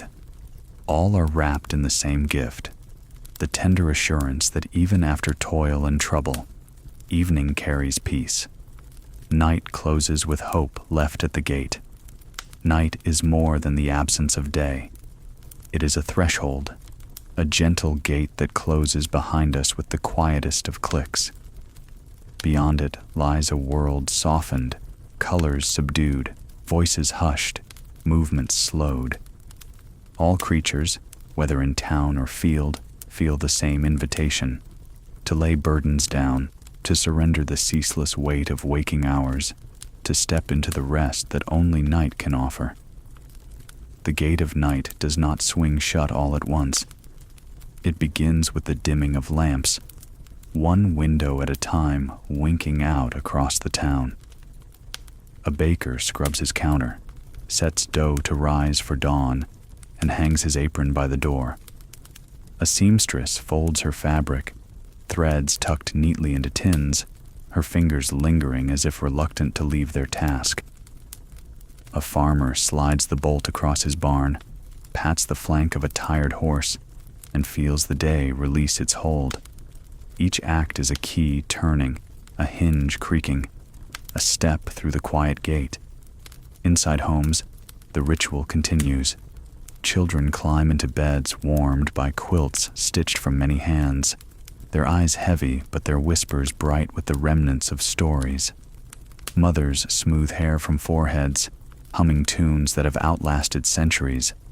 Fathers check latches, pour water into basins, stoke the last embers until they glow like watchful eyes. These are gestures repeated so often they feel eternal, guiding families into the night's embrace as surely as stars guide travelers. The world outside changes its voice. Streets that by day clattered with carts now echo only with the occasional step of a watchman, his lantern swinging. Dogs curl on porches, alert but calm, their barks reduced to murmurs. The air itself grows thicker, scented with smoke, damp earth, and the faint sweetness of hay or wildflowers stirred by the wind. Silence deepens, but it is not empty. It hums like a lullaby, the unseen chorus of countless lives yielding to rest. Night is not without its shadows. Fears creep in with the darkness, of illness lingering in another room, of debts unpaid, of dangers beyond the edge of town. Yet the gate of night holds them at bay. For a time, in the cocoon of blankets and walls, hearts are permitted to release their grip. Worries that seemed urgent in daylight lose their sharpness under the gentler gaze of stars. Even grief itself quiets, not gone, but softened, as though night has wrapped it in cloth to be borne more easily. History has always leaned on the gate of night. Armies ceased their marching when torches failed. Farmers slept because crops could not be coaxed in darkness. Even storytellers paused when voices faltered, promising to continue at dawn. Night was the agreed truce between effort and exhaustion, a shared acknowledgement that no one can labor endlessly. Civilizations rose and fell, yet all bent their heads to night's inevitable curtain. Within households, night carries its own wisdom. A man, troubled by harsh words spoken, lies in bed and finds the sting softened by fatigue. He resolves silently to speak more kindly at breakfast. A woman, her hands aching from mending, drifts to sleep with the thought that she has done enough for one day. Children, who fought over marbles or toys, breathe in unison as they sleep side by side, quarrels forgotten. Night's gentle gate closes not only on hours but on tempests, granting the mercy of pause. The stars overhead seem to lean close as witnesses. They scatter their light not with urgency, but with patient generosity, each glimmer a reassurance that vastness surrounds us, and within it, we are small but safe. The moon, depending on her cycle, casts silver paths across fields and rooftops, reminding wanderers of direction, reminding the weary that they are watched over. Even the smallest flicker in the sky suggests continuity, that while our lives are fragile, the night keeps its steady vigil. For those awake while others sleep, night offers a different warmth. The midwife attending a labor by candlelight, the watchman pacing the lane, the poet scratching lines onto paper. Each keeps company with silence in their own way. Though their work is lonely, they too are sheltered by the gate. Around them, most of the world rests, and in that resting lies a quiet strength that steadies the few still moving. There are households where night is greeted with prayer. Lips murmur thanks for bread, for health, for shelter, however modest. There are others where songs are sung softly, rocking children toward dreams. And in still others, silence itself is the prayer, the laying down of thoughts until even the mind falls quiet. However expressed, all are variations of the same gesture, a bow before the gate of night, a willingness to be carried into sleep.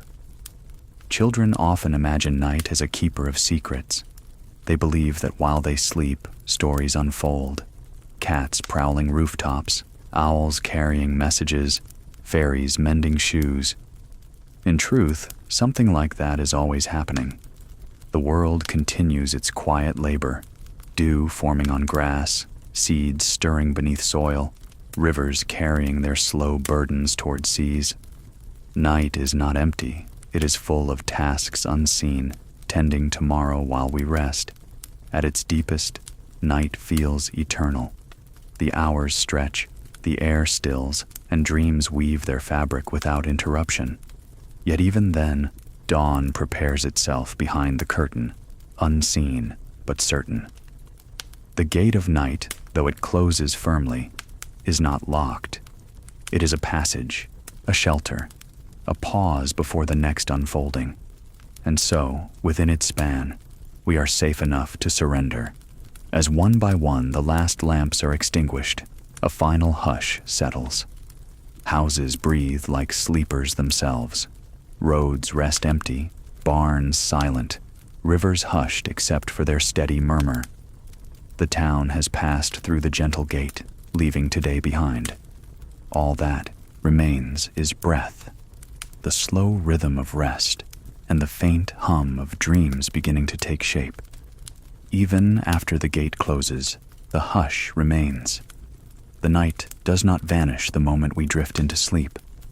It lingers, like a soft shawl placed over the shoulders of a weary traveler. Even after the gate of night has closed and the world has grown still, there is a residue of quiet that seeps into our bones, guiding us further into rest. It is in this lingering quiet that the soul seems to loosen, finding release from what the day had fastened tight. Imagine a house at midnight, its hearth cooled to embers. The logs are ash, the kettle silent, yet the warmth of fire still hovers faintly in the air. The chairs drawn close from supper remain as witnesses. Quilts rise and fall with the breathing of children, while upstairs, older hearts settle into their own rhythms. There is no noise to name, only a depth of silence that feels alive. This is the hush after the hush, the lingering quiet that stays even when the mind has already wandered into dreams. In towns long ago, that quiet was physical as well as spiritual. Streets lay empty, but for the occasional watchman whose lantern swayed with each step. Dogs slept without stirring. Horses shifted in stables, but made no sound beyond the rustle of straw. Even the rivers seemed slower, as though they too had chosen to rest. And though the people within their homes slept unaware, their bodies felt that deep calm, wrapped within its unseen embrace. Yet the night was not absolute stillness. Somewhere, always, a child stirred, whispering in sleep. Somewhere a mother rose, checking a cradle, adjusting a blanket. Somewhere a man, restless from worry, opened the door and breathed the cold air, listening to the world's heartbeat in the far-off hoot of an owl. These small movements never broke the quiet. They folded into it, like ripples that only proved the strength of the surrounding calm. What lingers in that silence is not merely absence of sound, but presence of comfort. The house itself seems to breathe with those inside. Walls that have sheltered quarrels and laughter hold now only peace. Doors that all day swung open and shut stand firm, guardians against the dark. Roofs, patched and worn, stretch overhead like watchful hands. There is no need for words, only the steady pulse of stillness, carrying its message without speech. The mind, too, learns in this lingering quiet. Thoughts soften. What was sharp becomes dull. What was urgent becomes gentle. We remember, though faintly, that many worries can wait for daylight. The silence tells us that nothing need be solved now, that time itself will sort certain burdens. Tomorrow can hold its own weight. Tonight, only rest matters. Elders used to say that silence at night was a teacher. They believed the hush carried the voices of those who came before, reminding sleepers of patience, of humility, of endurance. A young child might not hear such whispers, but the elderly swore they did. Whether true or imagined, the belief itself comforted them. To think that even in solitude, they were surrounded by memory, by guidance, by invisible companionship. Even dreams are part of this lingering quiet. They rise from stillness and return to it, like smoke curling upward and dissolving. Dreams do not always soothe. Some trouble, some confuse. But even those are softened by the knowledge that they belong to night's hidden realm, and by morning, they often dissolve. The quiet remains constant, larger than any dream. The natural world reflects this. Dew forms silently, invisible until dawn, proof that the night continues its patient work. Stars shift position overhead, not rushing, not faltering. The moon glides, unhurried, carrying her silver glow across fields and rooftops. Each element participates in the great hush, offering its own layer of calm. Even wind, usually insistent, falls back into sighs and whispers. For those who cannot sleep, the lingering quiet is both balm and challenge. A widow lying awake counts her breaths, listening to the stillness like a song half remembered. A farmer, anxious for rain, steps outside and sees only stars. Yet even in wakefulness, the quiet steadies them. It reminds them they are part of something larger than their own unrest. The hush does not scold. It simply surrounds. In every age, the quiet after night's gate has offered the same mercy. Whether in cabins of rough timber, cottages of stone, or apartments above busy streets, the silence between midnight and dawn carries the same tenderness. It is the world's way of saying, you may rest, you may let go, all will keep until morning. And so the hush lingers. It rests upon rafters. It settles into quilts. It hovers in the corners of rooms. It does not rush the dawn, nor does it fear it. It only holds the present moment, suspended like a lantern's flame that neither flickers nor fades. Within it, the soul learns again how to trust, how to breathe, how to wait. Within night's arms, even rest finds rest. After the gate has closed and the hush has settled, the night's embrace itself becomes a kind of shelter. It is not only silence now, but a gentleness that seeps into every corner of the home, every turn of the street, every leaf bending under dew. One might say the whole world exhales, and in that long breath, all that is restless is given permission to lie down. Inside, the house seems to shift into a softer state. Floors that creaked under hurried footsteps now hold their silence as though respecting sleep. Chairs left askew at the table become shadows against the wall, their shapes familiar, their duties suspended until morning. A kettle, rinsed and dried, gleams faintly in lamplight, no longer whistling, no longer burdened by flame. All these objects, mute companions of the day, seem themselves to rest. The people within, though unconscious, participate in this stillness.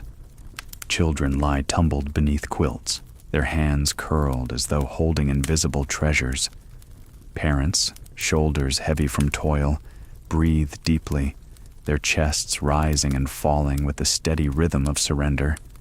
The elderly, whose sleep is often light, drift in and out, their dreams touched by memory, but their bodies grateful for every moment of rest. No household is identical, yet each, in its way, belongs to the same wide embrace. Step outside, and the night reveals its own companionship. The air is cool and tender on the skin, carrying scents of earth and wood smoke. Above, stars form patterns older than memory, patient enough to wait for any who glance upward. An owl drifts from tree to tree, its wings soundless, its presence both watchful and calm. The fields, though empty of workers, hum with unseen life, mice rustling in grass, crickets whispering, and yet all of it blends into quiet, as if even the smallest creature has agreed to honor the hour. The embrace of night does not exclude worry, but it softens it. A mother anxious about her son's journey breathes easier under the constellations, telling herself he sees the same sky. A father unsettled by debts feels a strange calm watching his children sleep. Though troubles remain, night's arms hold them loosely, making them lighter until the sun returns. In many eras, people honored this embrace with ritual. Prayers whispered before bed were not only for protection, but acknowledgments of surrender. Lanterns were lowered not in fear, but in trust. Families gathered close for a final word, a last look, a murmured blessing. Even now, when lamps are electric and prayers less common, a similar rhythm persists. Phones set aside, doors locked, covers drawn. Each act says the same thing. We enter the night together, sheltered until dawn. There is beauty in the way night unites. The farmer in his cottage, the seamstress above her shop, the widow by her hearth. All breathe under the same sky. All feel the same air cooling their walls. Their worries differ, but the embrace is shared. Night does not discriminate. Its arms open equally to every house, every heart. Dreams, too, belong to this embrace. They come unbidden, strange and shifting, but often they carry what words could not. A child who missed his absent father dreams of walking beside him. A woman grieving her sister dreams of a familiar song sung in another room. These dreams may not be real, yet they comfort as though they were. Night's arms are broad enough to hold memory, longing, and hope alike. Even in sleeplessness, the embrace remains. A man pacing the floor, unable to quiet his mind, finds himself soothed by the rhythm of crickets. A woman staring into darkness notices how the air moves gently through the window. They may not sleep, but they are not abandoned. Night steadies them all the same, wrapping them in quiet until at last their bodies yield. And so the hours move, slow, measured, tender. Midnight passes unnoticed. Then the long stretch toward dawn begins. Within the embrace, time feels different, less sharp. Moments melt, and what lingers is only the sense of being carried. The world turns, unseen, and yet everything is held in balance. Yesterday's lives reflect quietly in today's glass. When we look across time, the distance seems vast. Candles have become lamps, letters have become glowing screens, and horses have been replaced by engines. Yet when we lean close, past and present begin to echo one another. Beneath the differences of tools and pace lies a sameness in longing, in labor, in the search for belonging. To compare is not to divide, but to trace the same melody played on different instruments. Consider the evening table. In centuries past, families gathered around wooden boards worn by use. Bread was torn by hand, stew ladled from a single pot, water drawn fresh from a well. The food was plain, but the company gave it savor. Today, tables may gleam with polished wood or plastic, and dishes vary from simple to extravagant. Yet the essence remains, a family bending toward one another, conversation rising and falling, the day unwinding in the warmth of shared presence. Whether by firelight or electric glow, the evening meal still serves as anchor. Think of communication. Once, messages traveled by foot, by rider, by ship. A letter written with care might take weeks to reach its destination. Each word was weighed, each sentence shaped, for paper and ink were not wasted. Now, words fly instantly across oceans, quick as thought. We send more and more lightly. Yet even here the heart's desire is the same: to be heard, to be remembered, to feel less alone. A mother writing by candle 2 centuries ago, "I miss you," is not far from a text sent at midnight today with the same words. Work, too, reveals this echo. In the past, hands were calloused by plows, by needles, by endless scrubbing. Each task consumed hours, and survival depended on diligence. Today, machines shoulder much of that burden. Yet people still rise early, still tire in the evening, still seek purpose in what they do. The rhythm of effort endures. A seamstress stitching by lamplight and a programmer typing at a glowing screen are both bound by the same truth. The day asks for labor, and the night asks for rest. Community gatherings tell a similar story. Once, neighbors came together for barn raisings, harvest festivals, or church socials. Music was played on fiddles, stories told beneath open skies. Today, we gather at concerts, community centers, or digital spaces. The instruments differ, the scenery changes, but the impulse remains. People long to connect, to celebrate, to feel woven into something larger than themselves. Laughter heard around a campfire 2 centuries ago is not so different from laughter in a living room tonight. Technology has shifted the pace. The past moved more slowly, each change unfolding over seasons, even years. News of distant events arrived late, if at all. Life today moves swiftly, almost breathlessly. Yet there is a lesson in remembering. Slowness carried its own gifts. Waiting for a letter taught patience, mending a coat taught thrift, walking to market taught observation.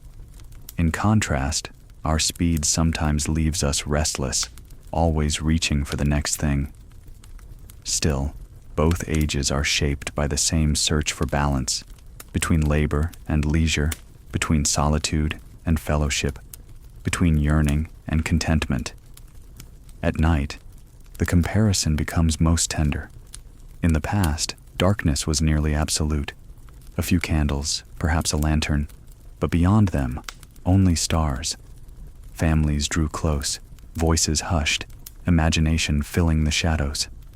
Today, night glows with electricity, streets lit, houses humming, screens alive even at midnight. And yet the need is the same: to rest, to let the day end. Whether drifting to sleep by firelight or beneath the blue glow of a screen, the human body still longs for quiet. Memory itself acts as a bridge. The quilt stitched by a grandmother long gone warms a child born into modern times. The recipe handed down across generations becomes supper in a house filled with electric hum. The story once told at a bedside becomes an audiobook whispered into earbuds. The forms change, but the essence, care passed from one life to another, remains steady. So the echoes ring on.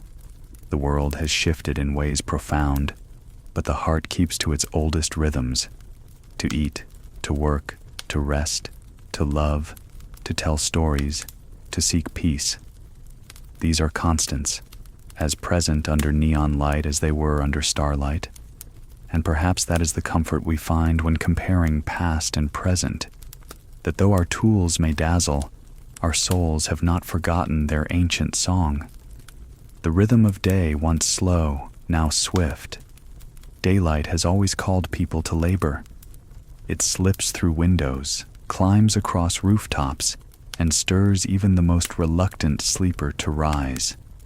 Yet the shape of daylight in the past and the shape it takes now are remarkably different. To look back and compare is to see not only how tools have changed, but how hearts have adjusted to new rhythms. In earlier centuries, daylight began with the crow of a rooster, with the gray-blue light edging across fields, with the sound of water being drawn from a well. The first hours were deliberate. Fires were stoked, bread was set to bake, livestock tended before the sun climbed high. The day was long, but its tempo matched the body's pace. Work unfolded slowly, season by season, with each task fitting into a larger cycle that seemed to echo the turning of the earth itself. Today, daylight begins with alarms, shrill, insistent, impatient. Curtains are drawn back, not for firewood or water, but for schedules already crowding the mind. Coffee replaces bread pulled from ovens, and instead of stepping into fields, many step into cars, buses, trains. Work begins not with tending to the rhythm of seasons, but with responding to messages and deadlines. The pace is quick, the tasks often invisible, conducted through wires and screens rather than plows and needles. And yet, for all its differences, the essence of daylight work endures. Then and now, people rose with purpose. A farmer bent over furrows of earth, his sweat darkening his shirt. A shopkeeper lifted shutters and swept the threshold. Today, an office worker adjusts a chair and opens a laptop. A teacher arranges notes on a desk. A nurse ties her laces before a long shift. The tools differ, but the intent is unchanged: to contribute, to provide, to give structure to the day. The soundscape of daylight has altered dramatically. In the past, mornings rang with the steady rhythm of hammers, the rasp of saws, the murmur of markets. Horses' hooves clattered against cobbles, women called across yards, children's voices rose and fell in games paused for chores. Now, mornings hum with engines, with traffic weaving its impatient chorus with the electronic buzz of phones. Silence is rarer, often found only in corners that resist the modern tide. But even within the noise, echoes of the past remain. Footsteps hurrying to tasks, voices trading greetings, laughter breaking the monotony of labor. Meals punctuated daylight then as now. A noontime rest in the fields meant bread, cheese, perhaps an apple. Workers paused, sharing food and words before returning to the soil. Today, lunches are taken quickly, sometimes at desks, sometimes in crowded cafes. The ingredients may differ: sandwiches wrapped in paper, soups carried in cups. But the purpose is familiar: to pause, to nourish, to remind the body that even in labor, it deserves care. there is a profound difference in dependence on seasons. In the past, daylight shifted lives dramatically. Long hours in summer, shorter in winter. Work obeyed the sun, not the clock. Modern life has bent daylight to its will with electric bulbs and glowing screens. People now labor late into nights or through pre-dawn hours. The natural pause once enforced by darkness has been loosened. This brings opportunity, but also weariness. The body remembers rhythms older than electricity, and it sometimes longs for them still. Children's days show the contrast most tenderly. Once, their daylight was spent outdoors, their hands learning skills beside elders, gathering eggs, fetching water, sewing simple stitches. Today, children's days are often spent indoors, eyes turned toward books or devices, their tasks mental rather than physical. Both prepare them for the world they will inherit, but the textures differ. The child who knew the weight of a bucket of water carried a certain understanding of effort, just as the child who learns to navigate digital tools carries a fluency of a different kind. Even leisure by daylight tells the story of change. In the past, a break might mean sitting on a porch, whittling wood, or exchanging news with a neighbor at the market. Now, it may mean scrolling through images, watching a short film, or messaging a distant friend. The goal is unchanged: to rest the mind, to feel connected, to escape briefly from the pull of duty. Only the instruments of pause have shifted. What connects both past and present is the longing by mid-afternoon for the day's end. Centuries ago, farmers looked at the slant of the sun and measured how much more they might plow. Seamstresses glanced at their dwindling light, hurrying to finish a hem. Today, workers eye the clock, counting the hours until they can step away. The yearning is the same, for the warmth of evening, for the comfort of home, for the quiet that waits beyond labor. Daylight, whether slow or swift, remains a teacher. It shows that effort is required, that time must be given shape, that life unfolds through steady acts of purpose. Comparing then and now, we see not opposition, but continuity. Tools change, sounds shift, but the human desire to build, to provide, to complete remains steady. The rhythm of daylight differs from age to age, but its lesson is constant. Work fills the hours, rest waits at the end, and each day is another chance to walk the long arc from dawn to dusk with steady steps. The night once brought hush, now hum. Night has always been a companion to human life, a quiet cloak drawn over the busyness of the day. But the texture of night, the sounds it carries, the comforts it offers, the fears it awakens, has changed with time. Looking at the past and comparing it to the present reveals how differently people have learned to greet darkness, and how some instincts remain unchanged. In earlier centuries, nightfall was final. Candles sputtered, oil lamps gave faint light, and households lowered their voices. Darkness pressed in at the windows, thick and almost tangible. Streets emptied quickly, for walking after sundown was rarely safe. Families gathered close around hearths, listening to the crackle of firewood and the sigh of wind through shutters. The world shrank to the space a single flame could touch. Today, night rarely signals an end. Cities glow with electric lights that erase the stars. Roads pulse with headlights. Screens shine long past midnight. For many, the busiest hours begin after dusk. Restaurants filling with diners, theaters welcoming audiences, airplanes lifting into sky lanes traced by blinking lights.